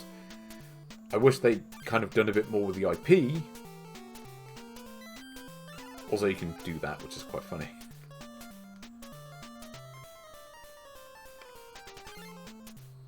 Yeah, like, basically, like, every IP that Kemco could get their hands on, they just use this license on. Like, Hugo inexplicably had one of these games. And it's probably the best Hugo game by default.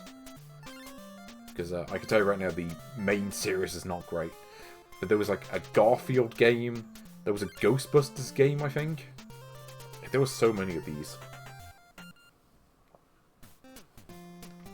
But yeah.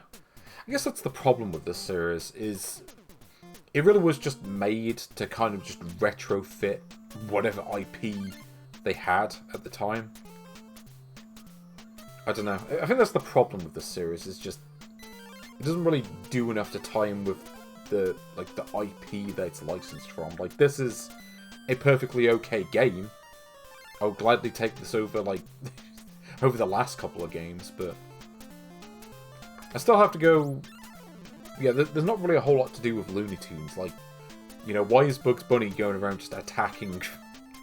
just attacking Sylvester? He's not even really his, like, canon villain character to begin with. Like, you think it would be, you know, Yosemite Sam or someone like that. Like, don't tell me they couldn't draw Yosemite Sam in 8-bit form. Or Elmer Fudd, better yet.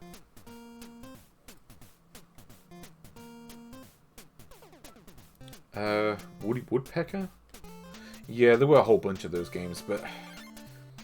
There was one on the Game Boy that I played, or no, it was Game Boy Color, I think, and it really, was not very good at all.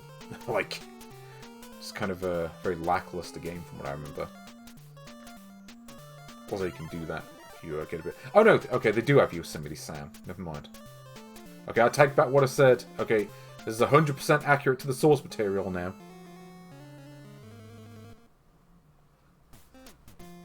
Also, yeah, I don't really understand the color palette for some of the enemies. Like, why is there a green Sylvester? You know, this isn't a pink jelly situation where you can just change the character into whatever color you want and have it work. Here we go, just have the enemies camp at the bottom of the level.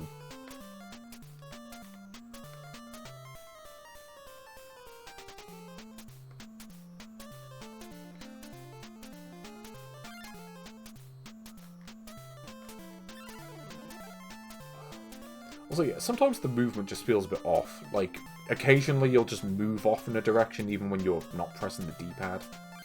Which is kind of weird. I don't really understand why that is, because, again, I don't remember that being a problem in the Game Boy version. I don't think that one had the grid-based movement at all. I might be misremembering, but I don't remember that being a thing in that. So maybe that's just an issue with this version specifically.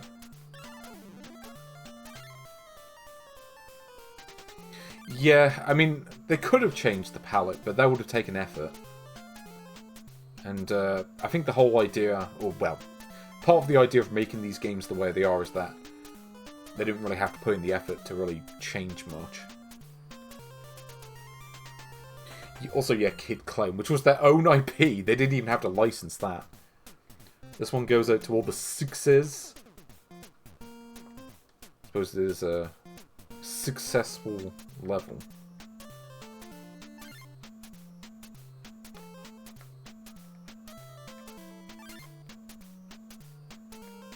Also, Daffy Duck is here. Hooray!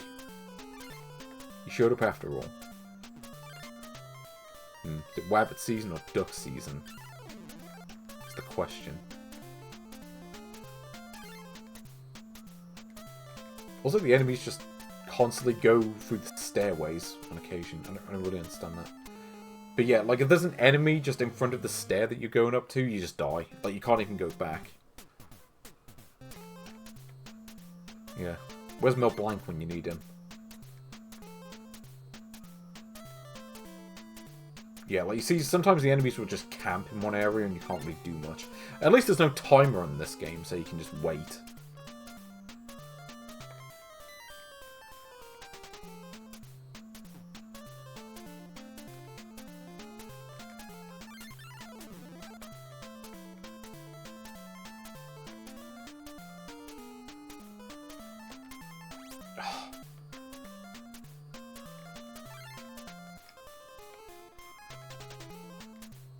Okay, let's try to do this.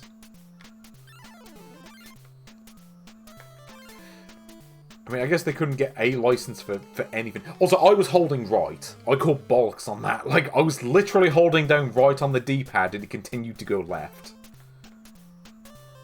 Like, what is it with the controls? Because it's not the controller. Like, I don't know if maybe this is a bad dump of the game, but no, because, like, I was holding left there and he continued to go right. It just doesn't make any sense.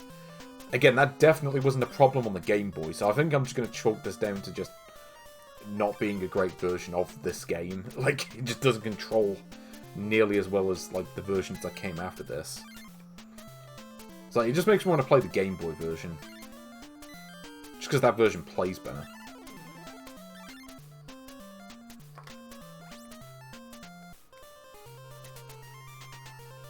I mean, yes, Bugs Bunny is classic.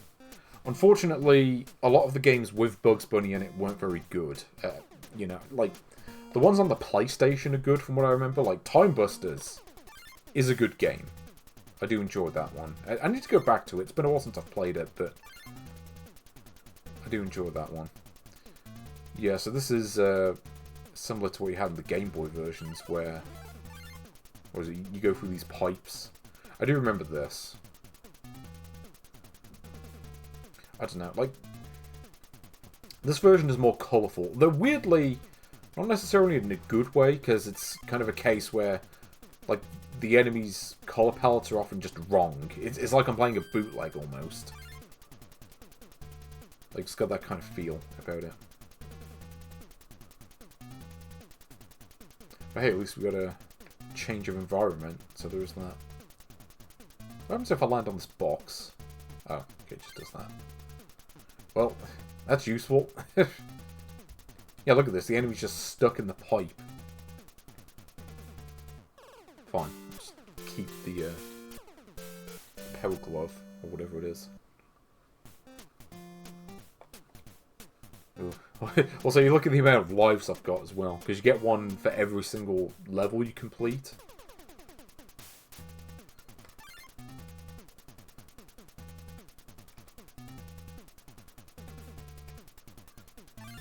Okay.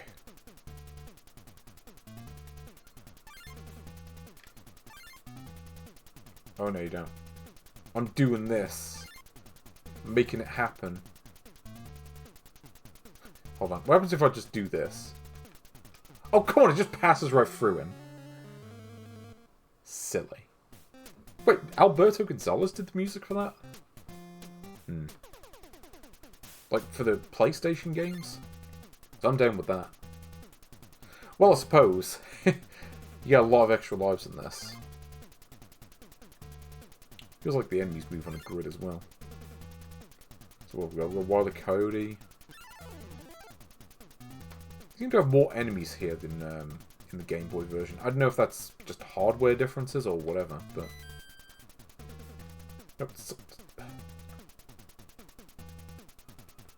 Oh, and of course, I got it on the frame when the power-up stopped working. Oh, Carrot Crazy. Oh, I played that! Yeah, the platformer game that they did. It wasn't a great game, but I remember it being decent enough.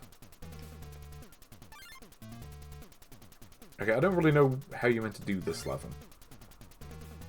Just kind of feel... Because, like, sometimes the enemies just kind of camp in one spot, and I don't really understand what that's about.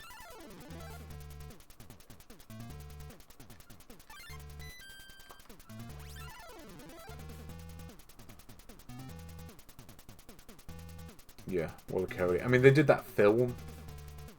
You know, Wile E. Coyote versus Acme or whatever it is. Kind of want to watch that, actually. That seems like it'd be pretty good.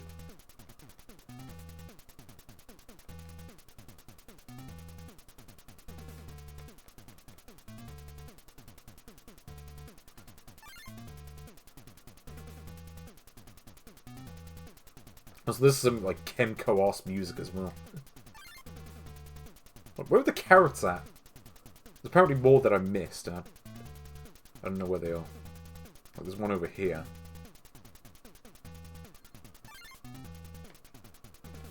Oh, come on, I was on that. I don't care what the game says. Like, I was physically touching the carrot. But okay.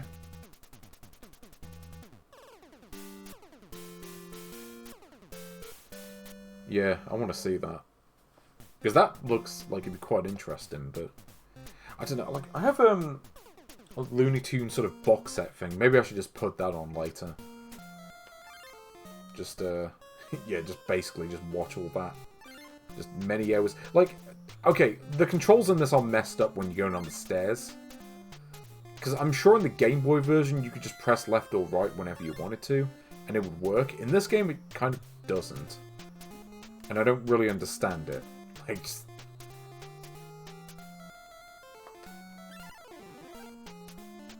kind of feels like it works when it wants to. But, like, yeah, it's like you can't just, like, stop going up the stairs when you're going down them. And then you got issues like this where you have enemies that just camp in certain parts of the level. Like, I don't know if that's even intentional, or if it's just the game being weird.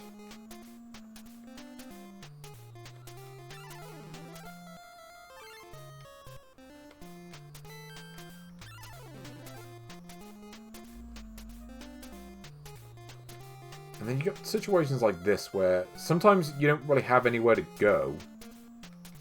Where, like, yeah, because, like, you see Daffy Duck just camping in this area of the level. It's like, well, what am I supposed to do? Because, like, I don't have, like, a weapon. So I just have to hope he moves out of the way. So, like, that time I got lucky, but it could easily have just, yeah, forced me into the corner and then make me lose. I don't know. It's a bit odd like that.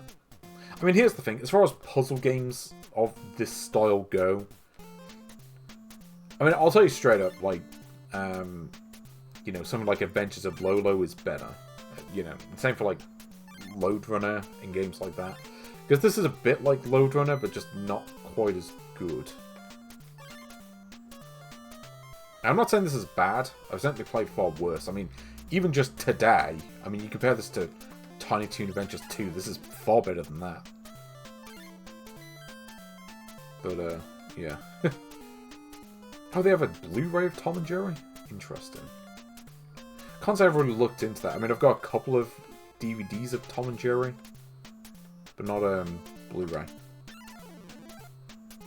Yeah, here we go. So now we've got Yosemite Sam just hanging out here. There we go. At least I assume it's Yosemite Sam. The pixels are just a little bit blurry on my end.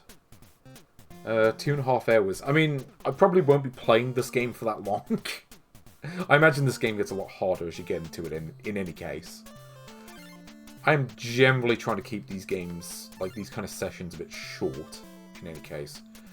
Just because I don't want to, like, bore you by playing the same game for like 50 hours. Like, I could maybe do that for like a series, but it has to be the kind of thing where I have to be able to just announce what the game is beforehand. I was there before Christmas?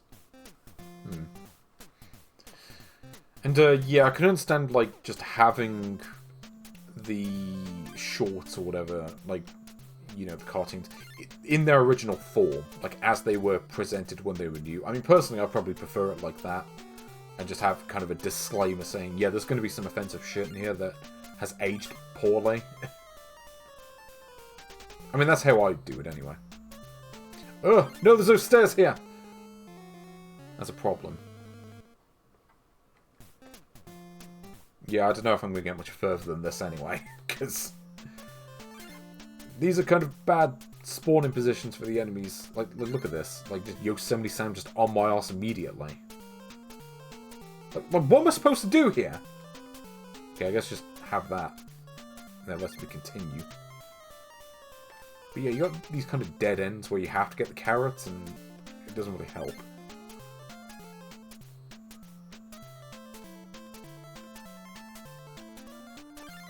Also, I thought the thing was about to despawn. Also, I was holding left there, and he like went right for no reason.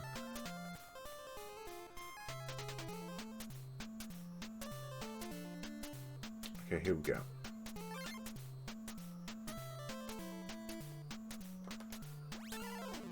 Ugh, okay. I do like Looney Tunes, but, you know, in some ways they are of their time. They're kind of like mid-20th century, different societal values, you know, you gotta be a bit wary of that if you're gonna watch it.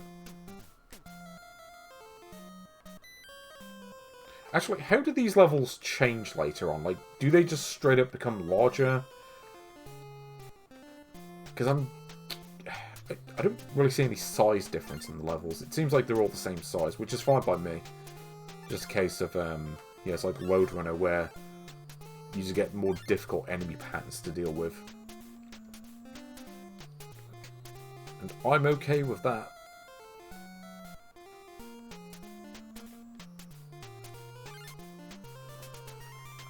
Okay. But yeah, I mean, how would you say this game compares to Bugs Bunny's Birthday Blowout on the NES? Because I've never really played that one. The only thing I've heard about that game is apparently it's quite easy, but it's not one I've really played much of myself. I just never took the time out to really look into it.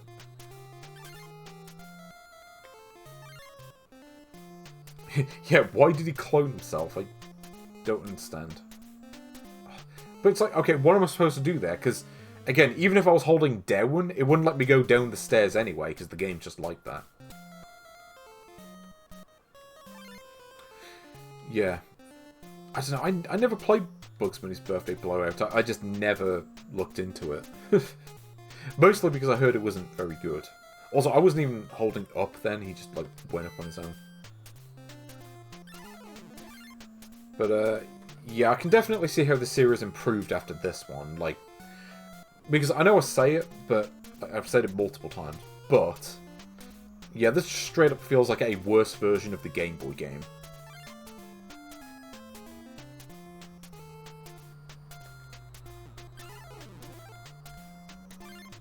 Okay, could I get like a multi-kill? Let's try that. Aha! Okay. Now that I'm left to myself, I could beat this level. Tiny Toon 4. Yeah, of course they call it that. Which is kind of weird, because surely Looney Tunes is the bigger name. As far as they didn't change Tiny Toon Adventures to, like, Looney Tunes Adventures.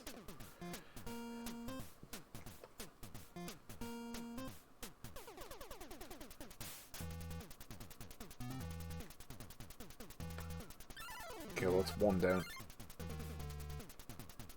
At least the enemies stay dead if you hit them. Like, they don't respawn or anything like in Roadrunner. So there is that. Yeah, Tiny Toon Adventures, there were like a weird amount of games based on that as well. Because you had all the Konami games in the early 90s, but like even after the show went off the air, they made a whole bunch of like other games for like PlayStation and Game Boy Advance. It's just like, I don't know why those games exist, because the show had long been off the air, and like maybe it was big in syndication, but I don't think it was. Like, I doubt it. What do I do here? Not that. Also, yeah, the computer programming seems a little bit broken. Like the way the enemies move about. It's a little less refined than some of the other games I've played like this. Well, they were going to try to make what? So, like, was that back in the 90s, though? Or is that, like, recently? I don't know. Also, how many stages does this game have? Because I want to say it's 80, but I don't remember for sure. But 80 sounds about right to me.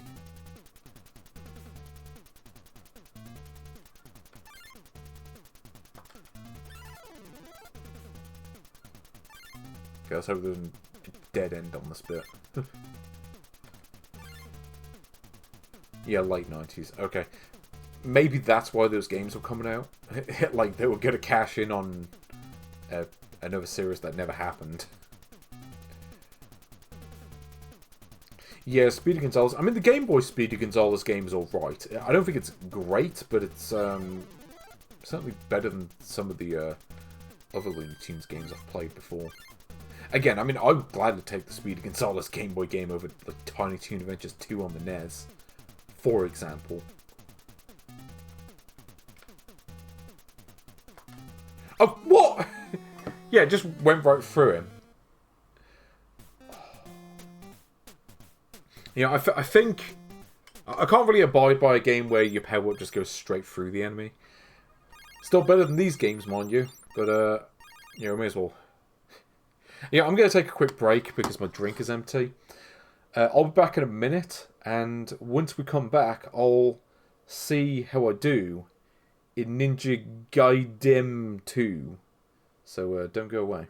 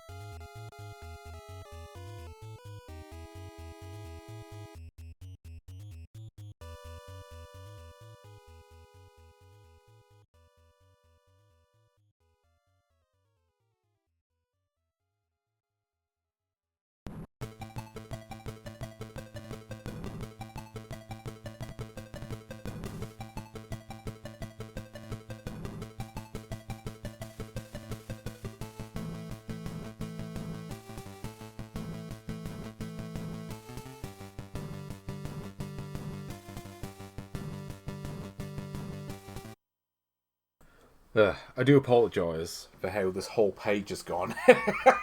Just doing really badly on all of these. Except for Toon 3. I probably could beat that one if I wanted to, but I don't want to be here for like 3 hours just playing that game. Maybe I'll play that on my own time, but I'd rather just play the Game Boy versions. Anyway, let's finish off this page with Ninja Gaiden 2, because we're only playing 7 of these because the first 3 are duplicated from one of the other pages. Or maybe that other page duplicates the games from this page, which I guess makes more sense, because, I mean, this is page 2. Yeah, Bugs Bunny, Crazy Castle. Yeah, I don't think Lola is in that game, funnily enough. No, it was 1996, wasn't it? Like, Space Jam was out that same year. So, I don't know. But yeah. Ninja Gaiden 2. I think this one actually works properly. It's kind of funny because I played Ninja Gaiden 3 back in, what, like weeks ago. Like months ago at this point, maybe. And yeah, now we're here playing the first 2 games. Or even if the first version is broken and like near impossible. Also great. Yeah, this man believes in face masks. Say what you want about him, but you can't fault him for that.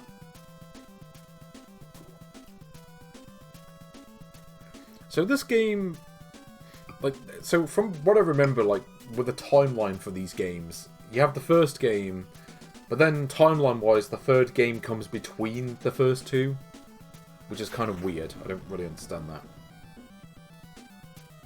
So that's the password for the last stage. Okay. Well, that's fine. I mean, again, maybe I could look into that, but if I was going to play through those games, honestly, I would probably go for the Game Boy versions, because they just straight up feel better to play. Those versions, I want to say, maybe have more stages as well. And it's just a case of, yeah, it's kind of the same deal, but it just plays better. And, sorry, maybe has one or two kind of extra features. But here we go. Ninja Gaiden 2. Let's see how this works. So yeah, this does look to just be regular Ninja Gaiden 2. Or Ninja Gaiden Episode 2, or whatever you want to call it. Even though on that screen it just calls it Ninja Gaiden 2. I don't really understand that. But how do you feel about Ninja Gaiden 2 compared to the first one? I mean, I'm going to just say straight up, I love the third game. Like the Famicom version specifically. I never really got into the first two as much. I don't know. It's the kind of thing where it's like, yeah, you really have to be more into the kind of like Nintendo hard sort of game design. Which is, I've said it before, but it's just not something I was really huge into personally. I like my games to be, just a bit more modernized in terms of difficulty, maybe.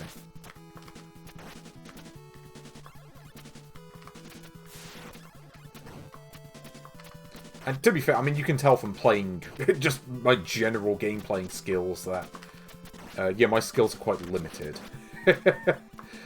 Now, this is the best part of this game, is these shadow clones. It's really funny, because I mentioned TwinBee earlier. How you have your kind of shadow clones just like this game. And then we're actually playing Ninja Gaiden 2. So this is the one where you can just climb on whatever surfaces you want, because you couldn't do that in the first game, but they kind of made it a feature in this one.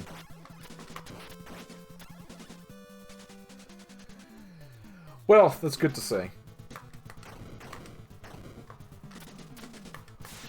No. No, okay, turns out you can't do the regular attack if you're on the wall.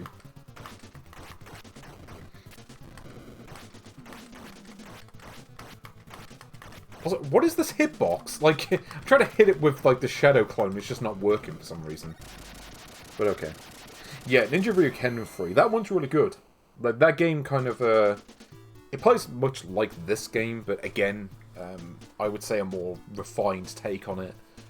It's not as, yeah, crazy hard as these games get. I mean, just like Stage 2 of this level alone is probably harder than all of Ninja Gaiden 3. I mean, if you want to do that, unfortunately there is no Game Genie function on this plug-and-play system. They didn't get that working. Maybe if they make an Entertainment System 2... Oh, here we go. Yeah, remember that scene from the first game? Well, what if we did it again, but we changed it a bit?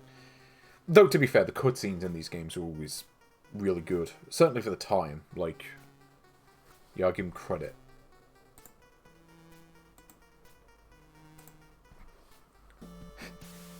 Also, I never quite understood. Because this is one of those games where like, you're doing crazy shit during the gameplay. Like, things that no human could do. But then, in the cutscenes, Ryu is just kind of an idiot. You just get punked by everyone. Like, including just regular people who don't even have, like, ninja powers like he does.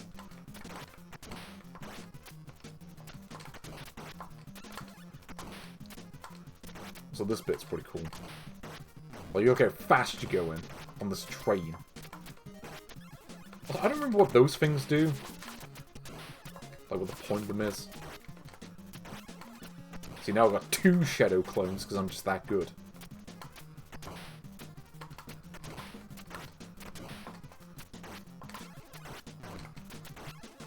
So where the health power-ups at? Okay, that's not what I was looking for, but great. Now, of course I immediately swap out power-up and get hit because of it.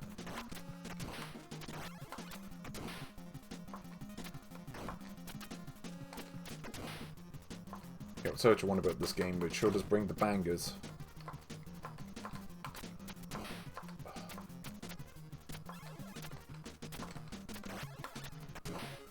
Yeah, it also brings the constant enemy respawns, which I never liked.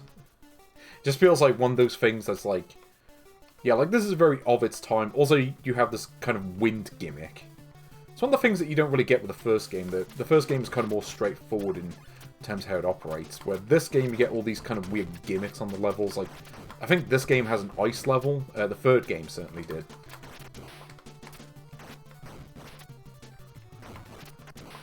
Yeah, like, where's this thing shooting at me?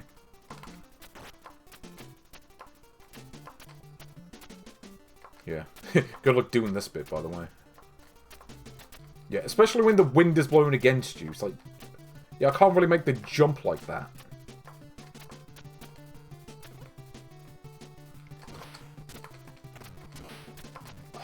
Doesn't that when I'm constantly sticking to walls? Because, like, the game is blowing me in the direction towards where the wall is.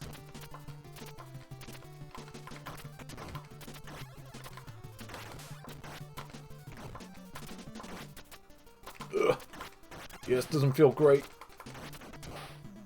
Oh, and of course I just get killed.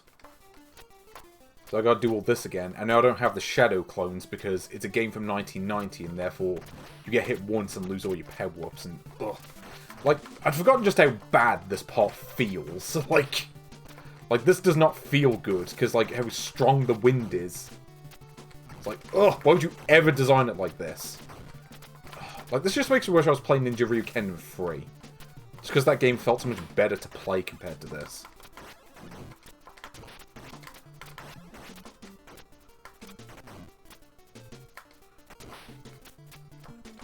Yeah, this is Ninja Gaiden 3, the bastard version. Or Ninja Gaiden 3, or whatever you want to call it. Yeah, again, this is a type of game for a specific audience, let's say.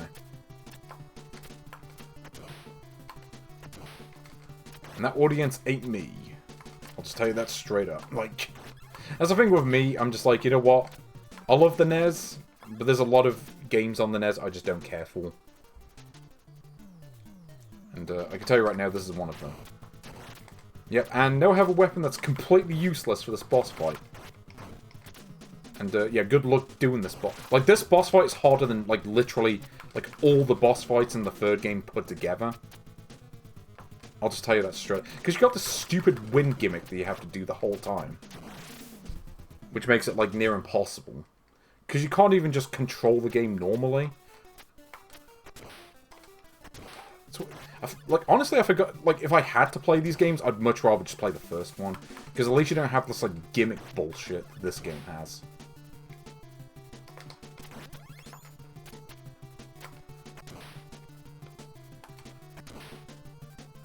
Yeah, like, ugh. Yeah, fuck this. Arsehole gaming, that's what I call this.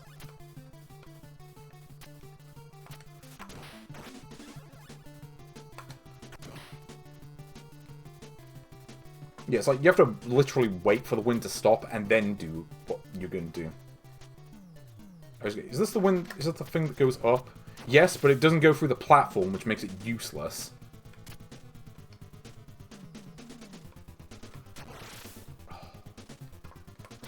Yeah, like, okay, why even have the weapons if you can't do anything with them? It's like, oh, you can get power-ups before the bosses. Unfortunately, the power-ups are all completely useless. Because you can't actually get to the boss to hit them with it.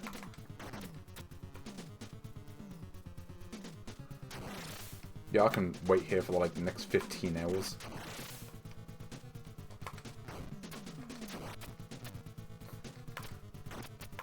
Yeah, arsehole video games, welcome. You know, in a way, I'm glad that I did not grow up in this era of games, because I don't think I would like them, like, half as much if I did.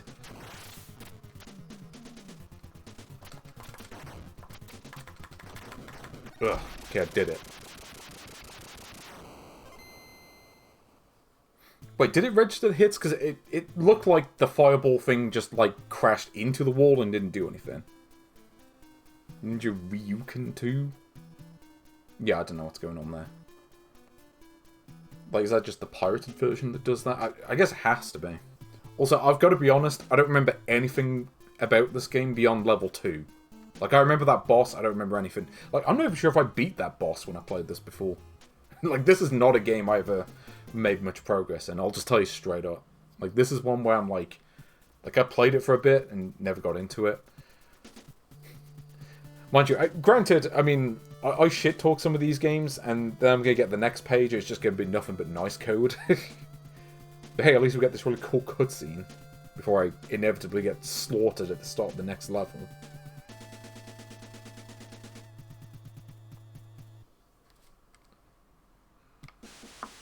Oh yeah, no, I remember this. Yeah, this is the one where you can't see anything. Because it's just the way the game renders the background, so you just get killed. So you just have to, like, wait like an arsehole and just, like, wait for the game to show you where the platforms are. Also, your weapon doesn't even work.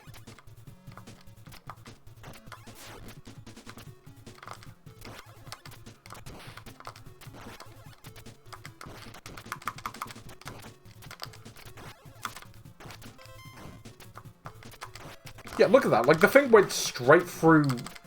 It went straight through the thing. It's like, yeah, great design there, lads. You really did a bang-up job.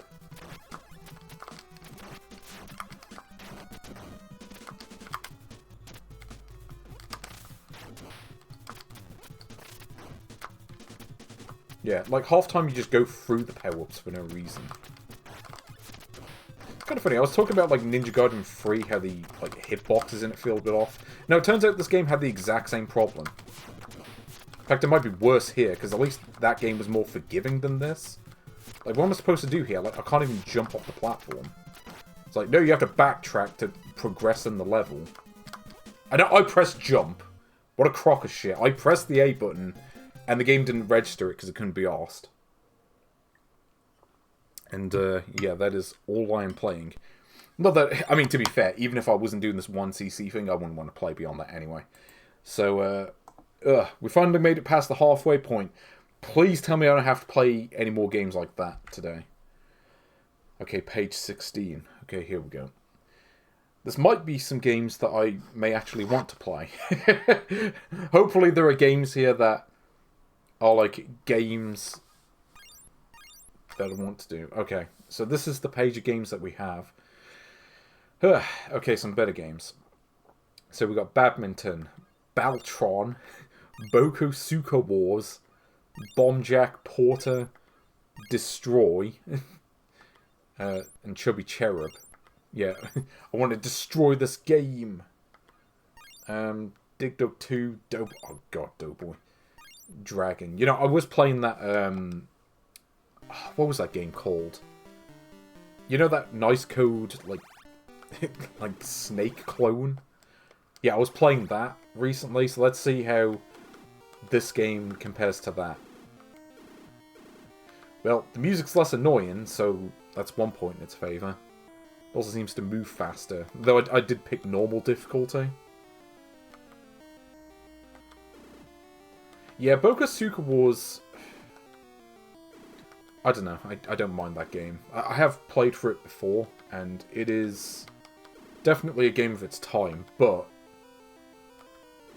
Also, yeah, not Bokosuka Bloot Wars, or however you say it. Yeah, they took out some of the music. They're like, you know, we're gonna take this, but make the music less annoying than the original. Actually, isn't this the game where you can choose the level? Is it this one? Well, let me try this. Yeah, okay, you can change the level. How many levels are in this?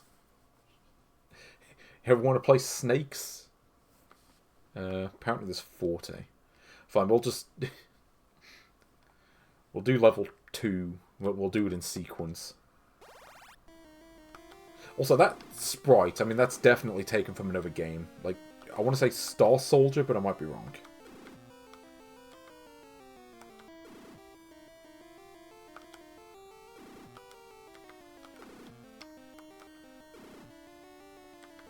But, yeah, if you want to play Snakes on the Nintendo Entertainment System, well, you got this game right here.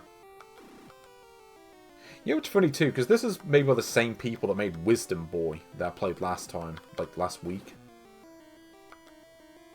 And, yeah, this is, like, those people making a snake clone. Yeah, it probably is.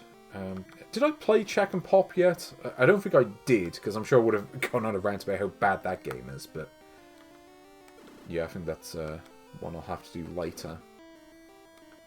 When we eventually get to it. But, yeah, there's some good games on this page, actually. Or at least a couple of good games. But, see what we've got with this. Also, is this the first, like, inventor hack that we've come across? Because this is not the original. I do remember the music being worse in the original version. Like, there were more music channels, and it was just kind of more irritating because of that. Yeah, Universe Soldiers. Well, you say Pac-Man, though, yeah, different kind of maze game, a little bit. You know what the sad part is? I'm genuinely enjoying this more than, like, half of the games from the last page. That's just kind of how my brain works. I'm like, you know what? I don't mind playing with a snake every now and then. Okay, here's a question. Should I just, like, skip through the levels and we can just see what the other ones look like? Yeah, I'll play until I lose, because I think you only get one life in this game anyway. Also, if you pause the game, you get this.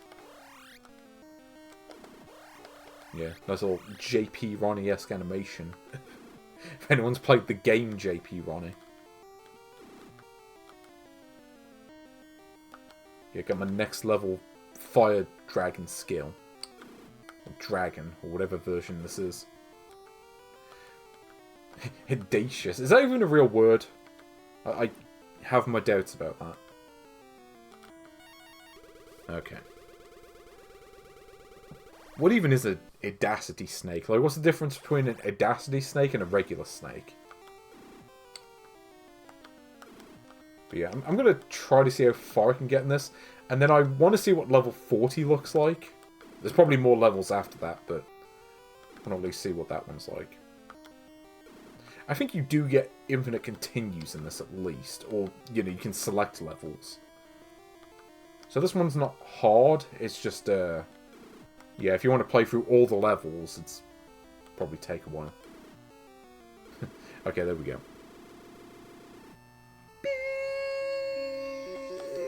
Okay, what does stage 40 look like?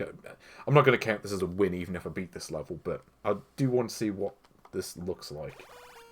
Actually, could you select the level normally? Oh, I see. Okay, so you got to collect like 110 dots.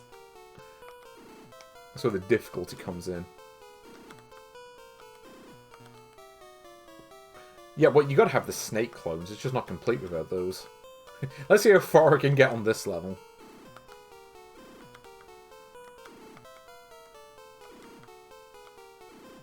So who made this anyway? Was it Gamtech, I think? Or someone related to them? Let's see how long I can get. How long can you get? How long can you get? That's not even a song. I just made that up off the top of my dome. Because that's just what I do. Oh, see how fast this is too? This game's got speed. I'm going to give it that.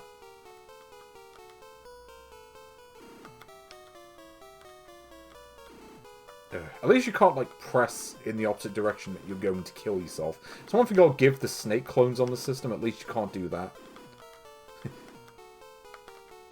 Oh. But I messed up. Okay. Anyway, let's, yeah. To be fair, this is the better snake clone on the system. But anyway. That is Dragon. So what else do we have? Two. God, Doughboy. You know what? Let's play some Porter. Speaking of puzzle games. Oh no! It's like the version with the messed up graphics. I've seen this one. Yeah, this is another inventor hack, isn't it? Yeah, we're just coming across these all of a sudden. At least the music in this one is fine. Unfortunately, the colour scheme... I don't know what's going on with this. This may actually be a VTO 1 ROM hack, which like used different colours to this, and didn't look good.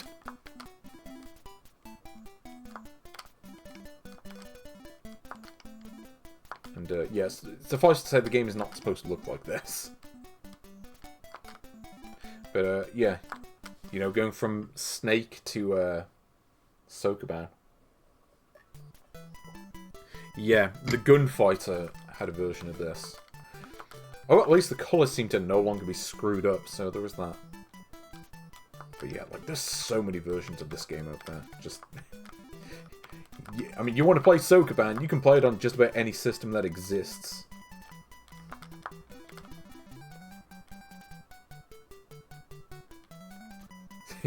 Oh yeah.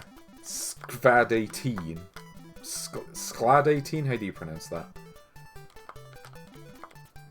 Or Warehouse 18, or whatever it's called. Which is really just, you know, just a slower version of this. Actually, I mean, as far as Sokoban clones go, I mean, this one is fine. Kind of just is what it is. Let's see how far I get in this one.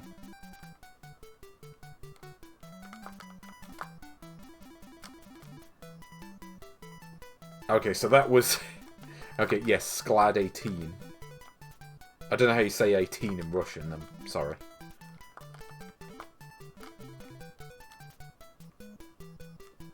But, yeah, so this is now the same colours but different graphics.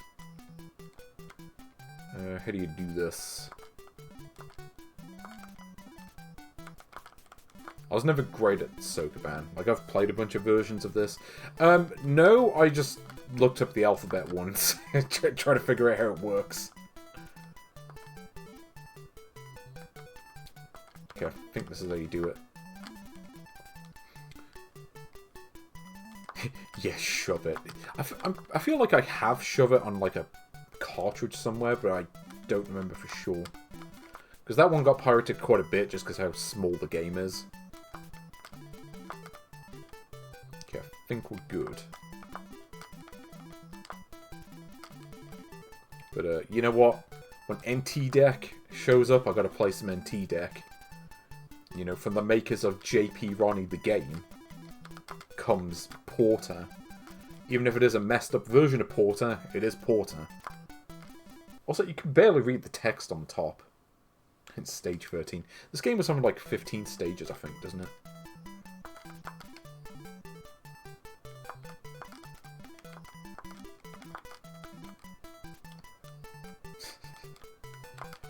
Yeah, NT Deck, Nintendo electronic game. Oh, it's got the title screen music? Nice. I don't remember how you do this level. How do you do this again? Okay, well, firstly, you gotta get this out of the way.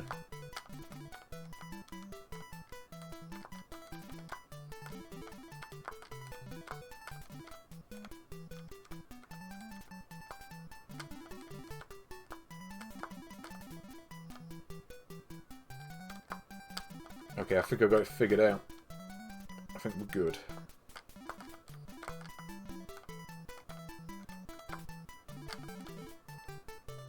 Yeah, look at my superior box pushing skills. Could make a career out of this if I cared to. But I'm like, eh. I've got a better job already. Also, how is everyone's Easter weekend? Is it good? Because mine's alright. You know, I got to play some pinball, got to play some Addams Family, got to play that big one, whatever it was called, I don't remember the name. What do you do on this bit? You don't push this one up, because that makes it impossible to solve, I think. Yeah, okay, you gotta do, like, this.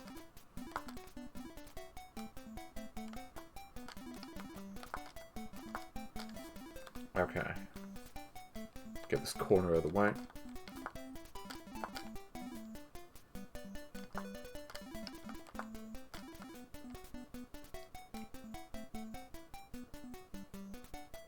Actually, yeah, I think I know what to do. Because you gotta save the bottom part for last, I think.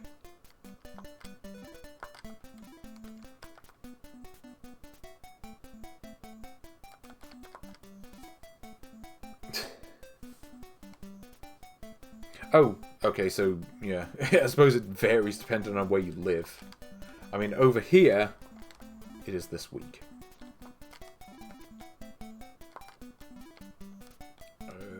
So we gotta push... Is it... No, how do you do this? Is it this one, I think? Hold on, I've got to push 4 boxes here. Ah, hold on. I got the solution. Do the bottom ones last. Okay, yeah. See how smart I am. See, I may be an idiot, but I'm not a total idiot, you know. There is some intelligence kind of hidden away. Oh, actually. Maybe a problem here.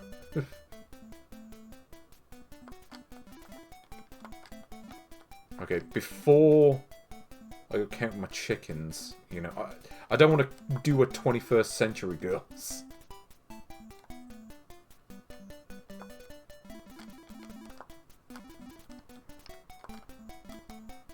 Let's do it like that. I hope that I didn't mess this up. Even though I'm pretty certain that I have messed this up. Is there a way to fix this? I don't think there is. No. Okay, no, just gonna have to reset by pressing the B button. So it's like one of those futuristic fonts. Which doesn't really fit the game, let's be honest.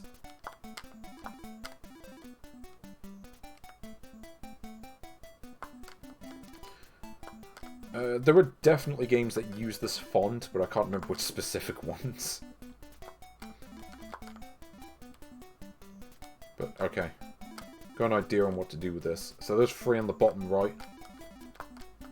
Actually, no, we should do the bottom part first, and then do the top bit.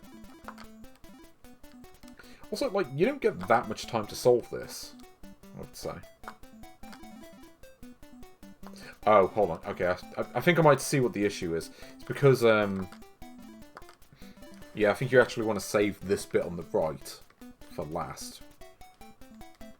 Kind of want to have that.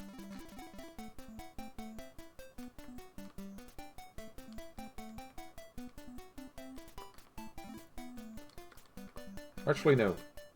No, I was going to say, is it salvageable? Well, it's not now. No, I messed it up. Yeah, is it... Did Bucky O'Hare have this font? I want to say it was that.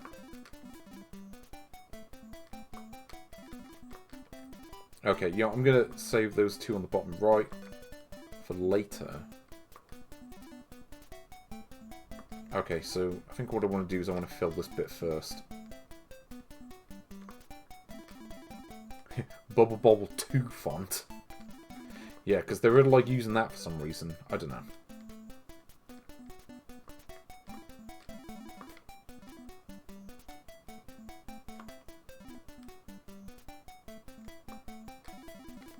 Okay, I've got a plan. Watch this. I'm probably not going to beat this game, but, you know, given how badly I've done on some of the other games today, I kind of need to get my cred back just a little bit.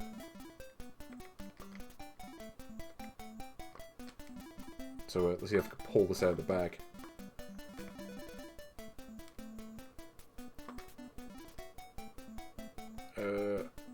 Hold on. Is this doable?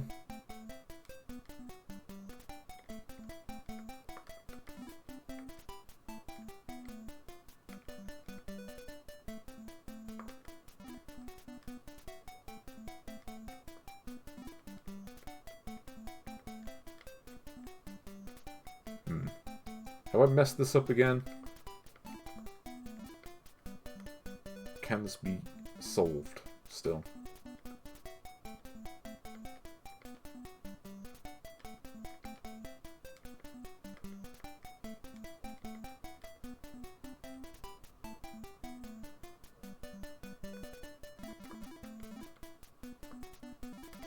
Well, let me try to figure this out. I think as long as I keep pushing them from the left, I might be okay.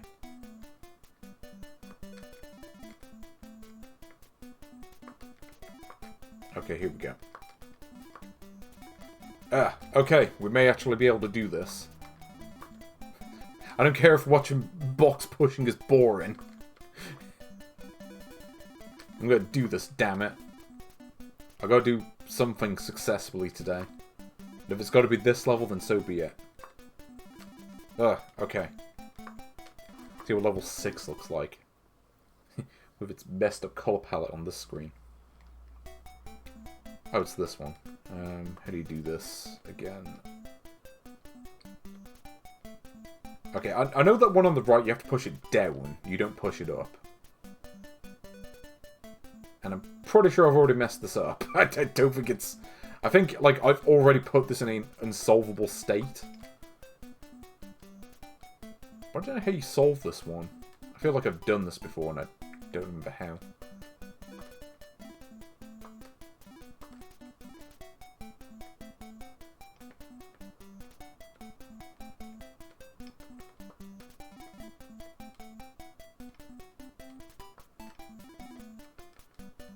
No, is that it? Oh no, I got more lives. Okay, so don't push this one up too far, otherwise you lose. So, this one on the right, do I have to push this up or down? Because I feel like if I push it up, it's just going to make it unsolvable.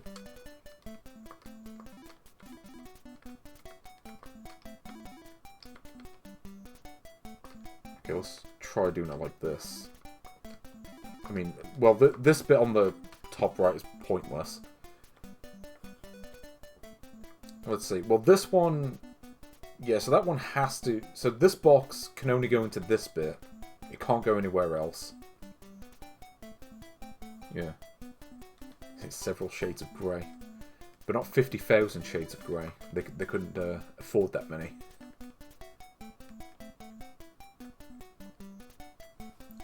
How do you do this?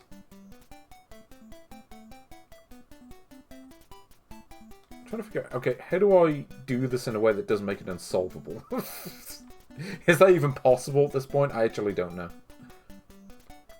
Like, was I supposed to push this box here? Yeah, because if I push this one down, it makes it impossible.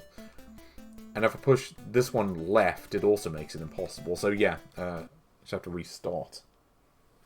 Yeah, again, I am not great at these games. I think a lot of people... When it comes to solving these puzzles, I think a lot of people, what they actually do is they just straight up just go online and just like look up the solution. Or there's like what is it, like Sokoban solver sort of thing.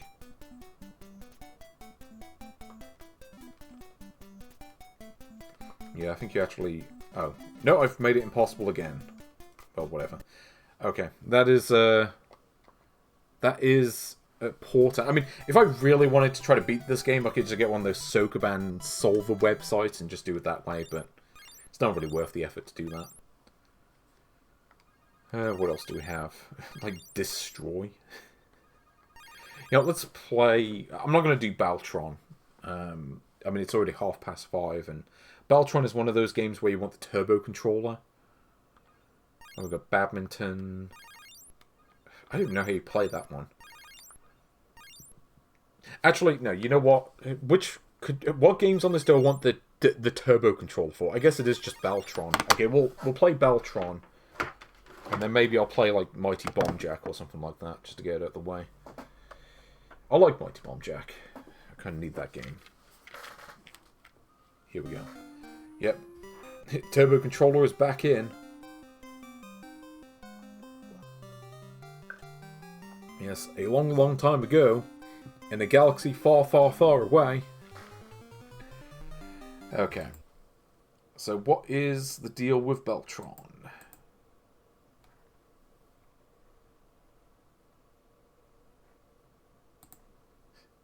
Also, I like this screen, by the way, it's just silent.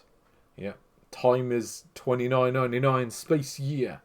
We are living on the planet Starlenian. Yeah, do you think this is where they put all the effort into? Just this intro? It's like we gotta do a nice big write-up for the intro. You know, show that we did more with this game than just make it a mindless shooter sort of thing. Also, what is with that kind of miscolored toe animation logo thing? Also, yeah, Defender. Well, see what's going on with this game. If my computer starts to start working. Here we go. Want it ready to go. Okay, here we go. So, yeah, if you haven't played this game, by the way, this is... It's a bit of an odd one. It's like Defender meets Scramble. It's like somewhere between those. There's a little bit of Volgard 2 to this, I guess, which is funny, because this, I think, was released several months after that game. Also, I can barely see my own bullets. But, yeah, if you've ever played Defender, this is a lot like that. Yeah, this is no Zero Wing, in terms of plot or gameplay, really. I mean, as far as, like, Defender clones go, there are better on the Famicom. Though I suppose calling this a Defender clone is maybe being a bit disingenuous. Again, there's a bit more to this, though, yeah, it is very clearly inspired by... I mean, you've even got the warp function from Defender 2, or Stargate, or whatever you want to call it. I think Defender 2 is on this system, I just haven't come across it yet. Also, yeah, I'm not sure about that. I forget if you can collect that or not. I'm pretty sure those things kill you, though. And I do remember that this game has a boss fight, but I was never able to get up to it. I've seen this game played, like a... I'm not going to say long play, because there's no win state as such. But yeah, it's basically... No, it does say scope. Like, it's scope as in, like, there's your radar, I guess. I mean, to be fair, as far as, like, Defender clones go, I mean, this is far better than Little Witch. I mean, this is more of a game than that. Even if it is bastard hard. In fact, I'm just going to use the warp. Also, like, this thing, I never figured out the point of that. Like, you can... like, you can, turn around, but I don't know why you would ever want to do that. As far as I can tell, there's really no reason to. I do like the music changes a bit. Also, it's funny that this is made by the same people that made Hokuto no Ken a few months after this. And, I mean, this game's not great, but it's... Well, anything is going to be good compared to Hokuto no Ken, let's be honest. Even a lot of the nice code stuff is better than that.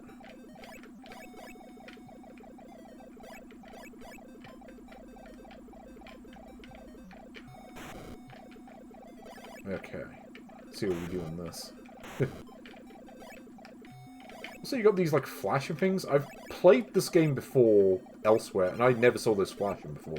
I don't know if that's just a bug with this particular ROM, or if there's just some game mechanic that I'm not grasping. I don't know.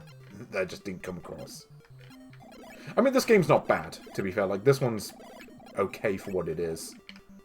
It's just that there are other games that kind of do this, but do it better, let's say. And to be fair, I mean, Shoei System, I mean, most of the games they made after this were worse. I kind of like the Puss in Boots game, but I wouldn't say it's good. Oh, hold on. Ugh. No! I didn't want to do the warp! I was trying to just turn around, and the game, like, warped me for reasons. No, and I just ended up skipping that bit entirely. I was trying to shoot the thing on the left, and...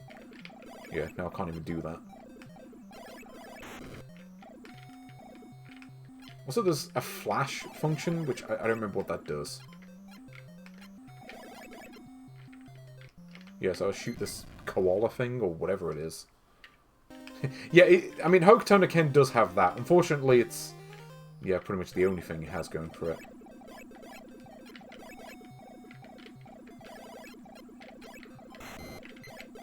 Oh, wait, did I get an extra life? What happened there? Potentially good sound. Okay, I don't even know what happened there. I think the enemy just, like, flew into the building and got killed. But, sure. But, hey, I got the highest score at least. Though I don't know this game actually has a high score for you to beat. Again, there is a boss fight in this. Okay, I don't even know what happened there. I guess if you fly near that thing, you just get killed, or maybe there was a bullet, I couldn't see. Anyway, yeah, that is Baltron. What else do we have? You know, let's play... yeah, let's play a good game.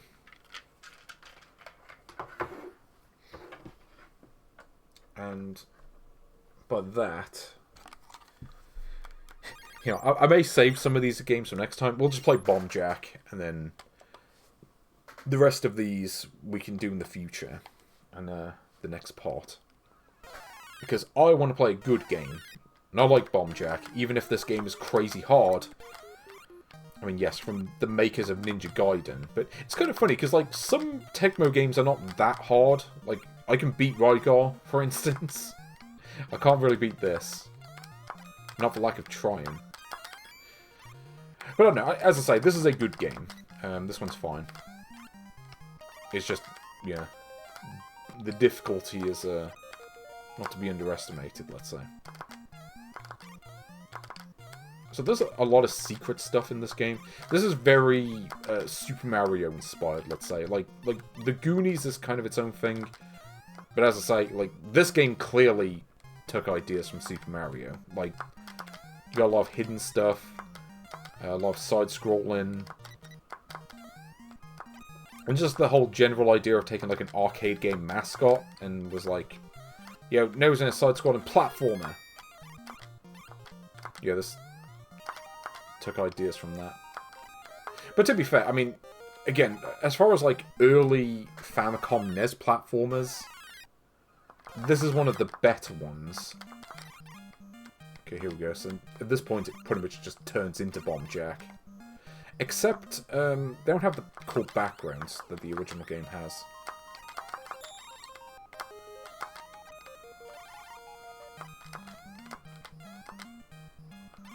There we go. Yeah. See, I get that bonus. You know, I might as well at least do that for one level. I think if you do that a certain way... I don't know if it's on level 1 or maybe like level 2 or 3, but you can skip levels through collecting all the bombs. Maybe I missed one. But yeah. Also, you collect coins. You get these like special coins to use throughout the game. And the idea is... yeah, you want to kind of use them. It's odd how it works, where if you collect a certain amount of coins... or no, if you use a certain amount of coins, they have, like, different actions depending on what you do with them. So I think, like, if I press it once, it gives me kind of the ability to, like, not get hit. Like, it makes me invincible for a few seconds. I think that's how this works.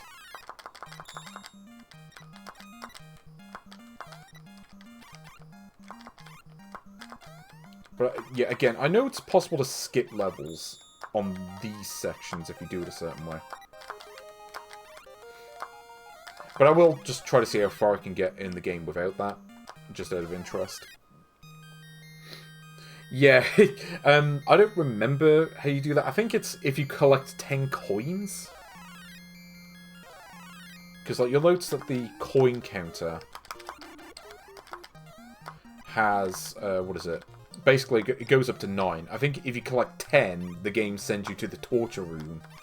So basically, do not under any circumstances collect 10 coins, because you'll regret it. And plus, I mean, you really want to be saving the coins for later levels anyway.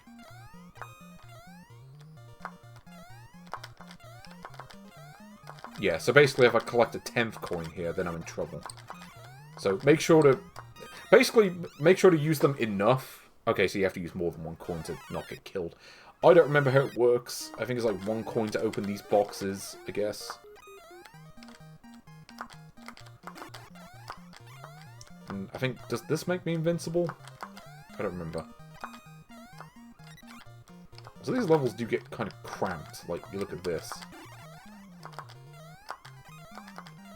And, I can't remember if it's possible to get 10 lives, but maybe it does that if you do that as well. I don't remember exactly how the torture room thing works. I mean, I'd prefer to not come across that myself. Like, you know, I'd rather just not risk it. I mean, the game is hard enough as it is without the whole torture room thing anyway. Like, again, I've never beaten this game, and I don't think that's going to be changing today. Because this game gets hard. There's something like 17 levels, I think. And... Like, Super Mario Brothers I can beat on a good day. This game I've never beaten. Again.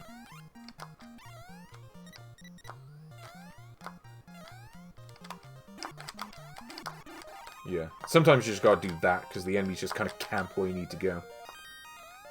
And I don't remember what the M does. It's not the thing from Kirby, is it? Yeah, I don't think it is. Yeah, you gotta be careful where the enemy spawns in this too. I think you can get extra... Oh, wait, what's going on? Oh.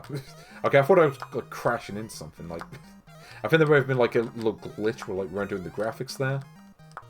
Because I'm pretty sure that may have just been an error just in this ROM.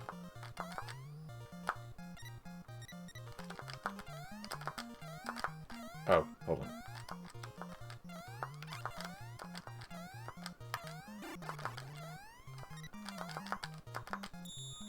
There we go. So there's a 1-up. So I found that at least. Oh, and there we go. Yeah, so these levels actually do get considerably longer as well. Like, the first couple levels, you just got to do the one part, and then you got the regular bomb jack bit at the end. But the levels do get larger as you progress. Yeah, I suppose. I mean, to be fair, this isn't nearly as broken as some of the other games we've looked at. Again, I mean, at least you can play this, unlike something like Choplifter, where it just doesn't work at all. Okay. And you can find, like, hidden boxes as well.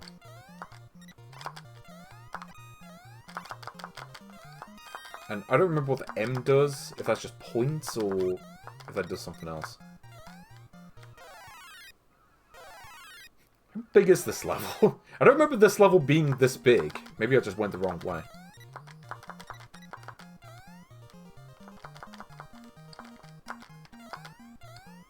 I don't know. Has anyone ever beaten this game?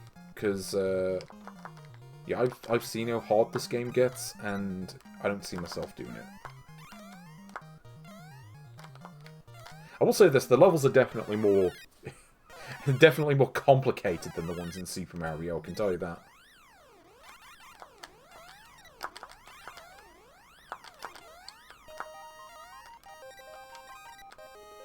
And yeah, again, this part is pretty much just, well, pretty much just a regular bomb jack, really.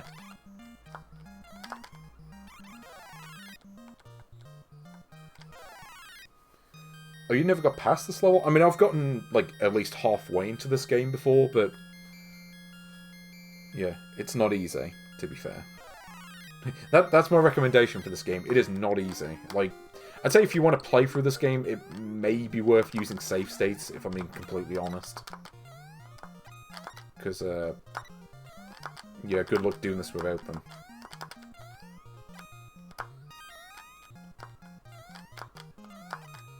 Like, if you know where everything is, maybe it's more doable, but...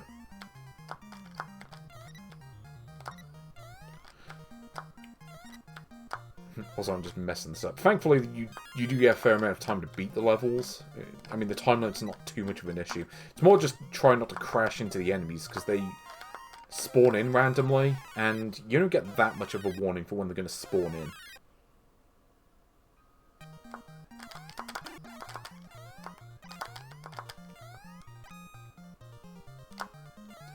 But yeah, if you use free coins, then it just gets rid of all the enemies, which can be really useful. I'm glad they at least has that as an option. Ooh. But yeah, it's kind of like you took the enemies from the regular game and then just put them in this setting. And it works weirdly. I don't know. Oh yeah, here we go. Yeah, this is a familiar setup.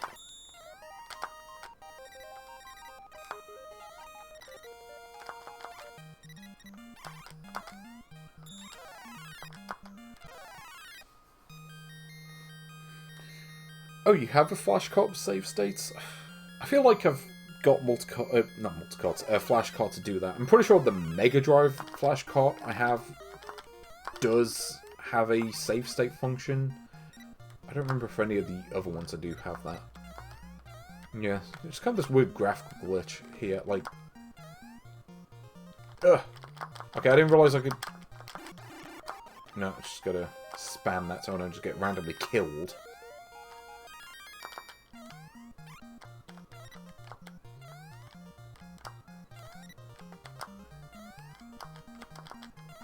Yeah, keep looking for coins. But I think it's one of those things that, as you get into the game, it's harder to find the coins.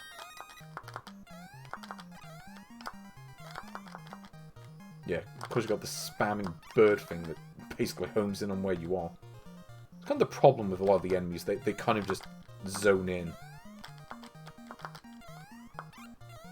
Although, it's a weird thing too. So, when they re-released Bomb Jack, like the original game, on the Xbox, like, Tecmo collection, I think they actually replaced some of the music in that version with the music from this. Like, it's weird. Like, they just straight up took the music from this game. Because I'm guessing they maybe licensed the music originally and couldn't get it for the re-release.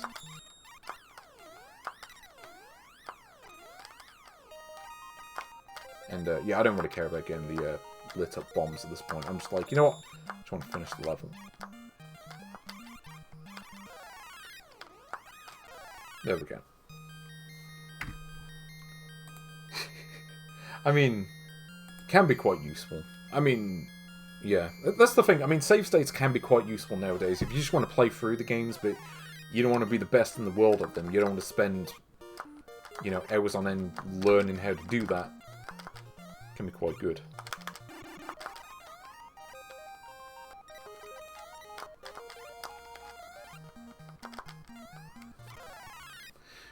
But yeah, it's kind of the thing. I mean, this is a game that, yeah, if you want to actually see the end of the game, yeah, might be worth using one of those. Yeah, it might be worth using one of those flash cards that has save state support on it. Again, I got a Mega Drive one that does that. Also, yeah, pro tip, by the way, if you're going to play this game, don't stand in one section for too long, because the enemies just can keep flooding in the level. I think that's, yeah, it's a bit like Ninja Gaiden in that sense, actually. In the sense of, the best solution generally is just to keep moving. So if you're not moving, then that gives you more opportunities for the enemies to spawn in.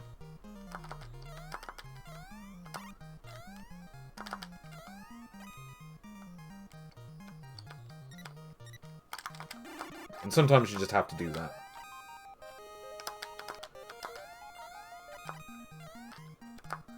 Because sometimes the enemy spawns where you have to go, and there's no real effective way to get it, to get over them.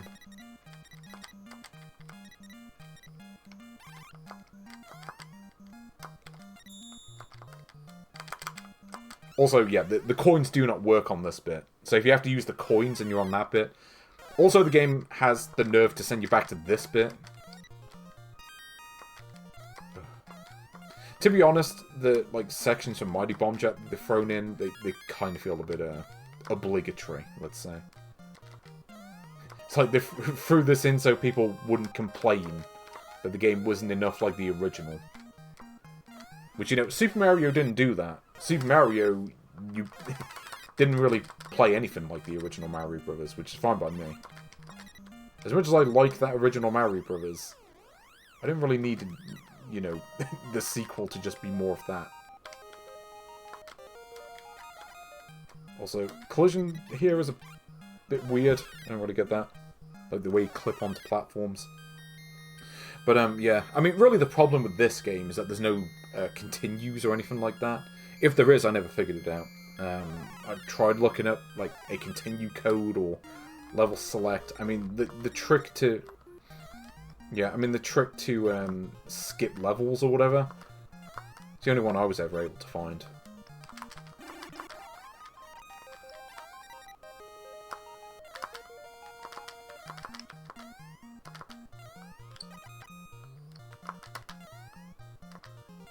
Okay, so let's... I'm actually just going to avoid the boxes so I don't collect an extra coin by accident. I'm going to save this when I might need it. At this point, it's just a case of just try to get to the end of the level and not get killed. See if I can get to the outside bit. Yeah, it's kind of the problem with this game. You actually want to beat it. Good luck. Again, I like this game, but... I mean, even, like, Ninja Gaiden, you had continues. The game just doesn't give you any of that. You know, Super Mario had a continue code.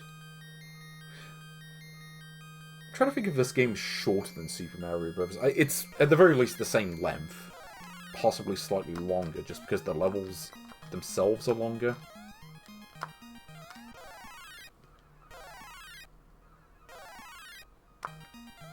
There we go. Welcome to the sky level. So we're inside a pyramid, and now we're just jumping around on clouds. Which does make for a nice break of pace, to be fair. Or change of pace.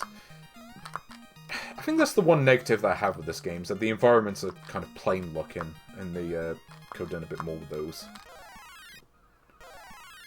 I mean, I like how this level looks, because at least it looks different to the rest of the game.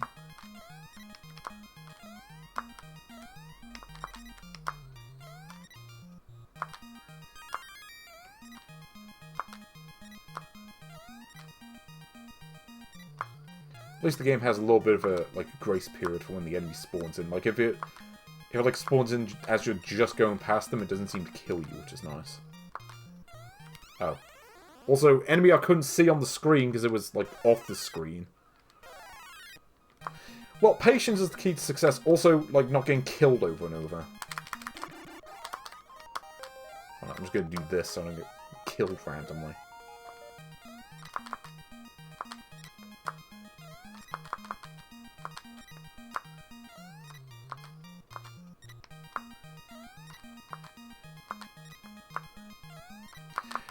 I do think the random enemy spawns are really this game's biggest detriment compared to Mario. Because in Mario, the enemy spawns are all, well, mostly predetermined. I mean, with the exception of a couple of the enemy types, like the fish enemies. I mean, the rest of them were...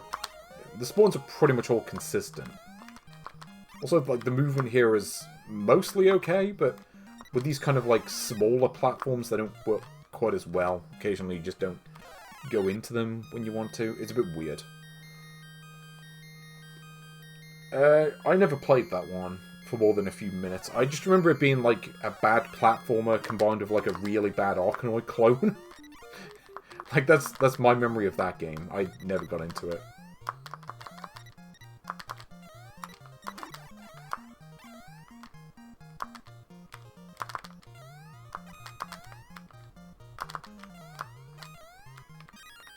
I do quite like the jumping in this game, I will say that.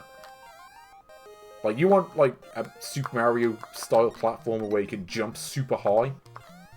It's gonna be quite good for that. Also, yeah, there's, like, alcoves that have tons of power-ups, but you probably want to be avoiding those, just because they're kind of awkward to deal with.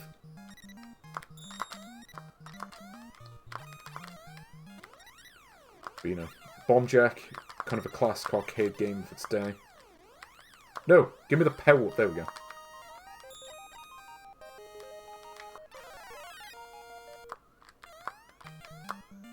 There we go. Yeah, round 10. Is there really 10 levels? I thought we're on like level 7 or something like that. Maybe I skipped a few, because I know you can...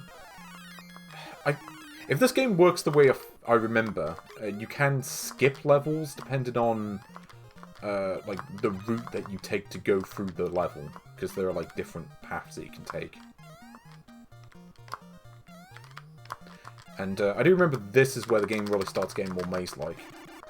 Oh. Okay, I was hoping that I could, like, use the coins to get out of getting killed by the flames, but I guess not. No, you go towards those, you're done. But, okay. That's Mighty Bomb Jack. I never understood the GDV thing. Like, a few early Tecmo games did that and nothing else.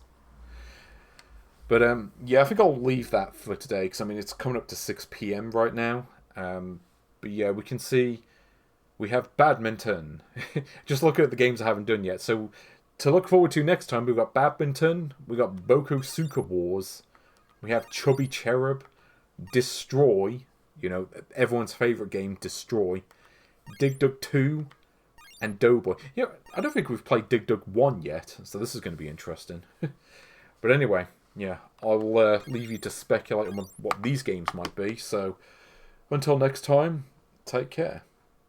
And hopefully the next stream will be a little bit less disastrous than this one, but we'll see how that goes. So enjoy your evening, and goodbye.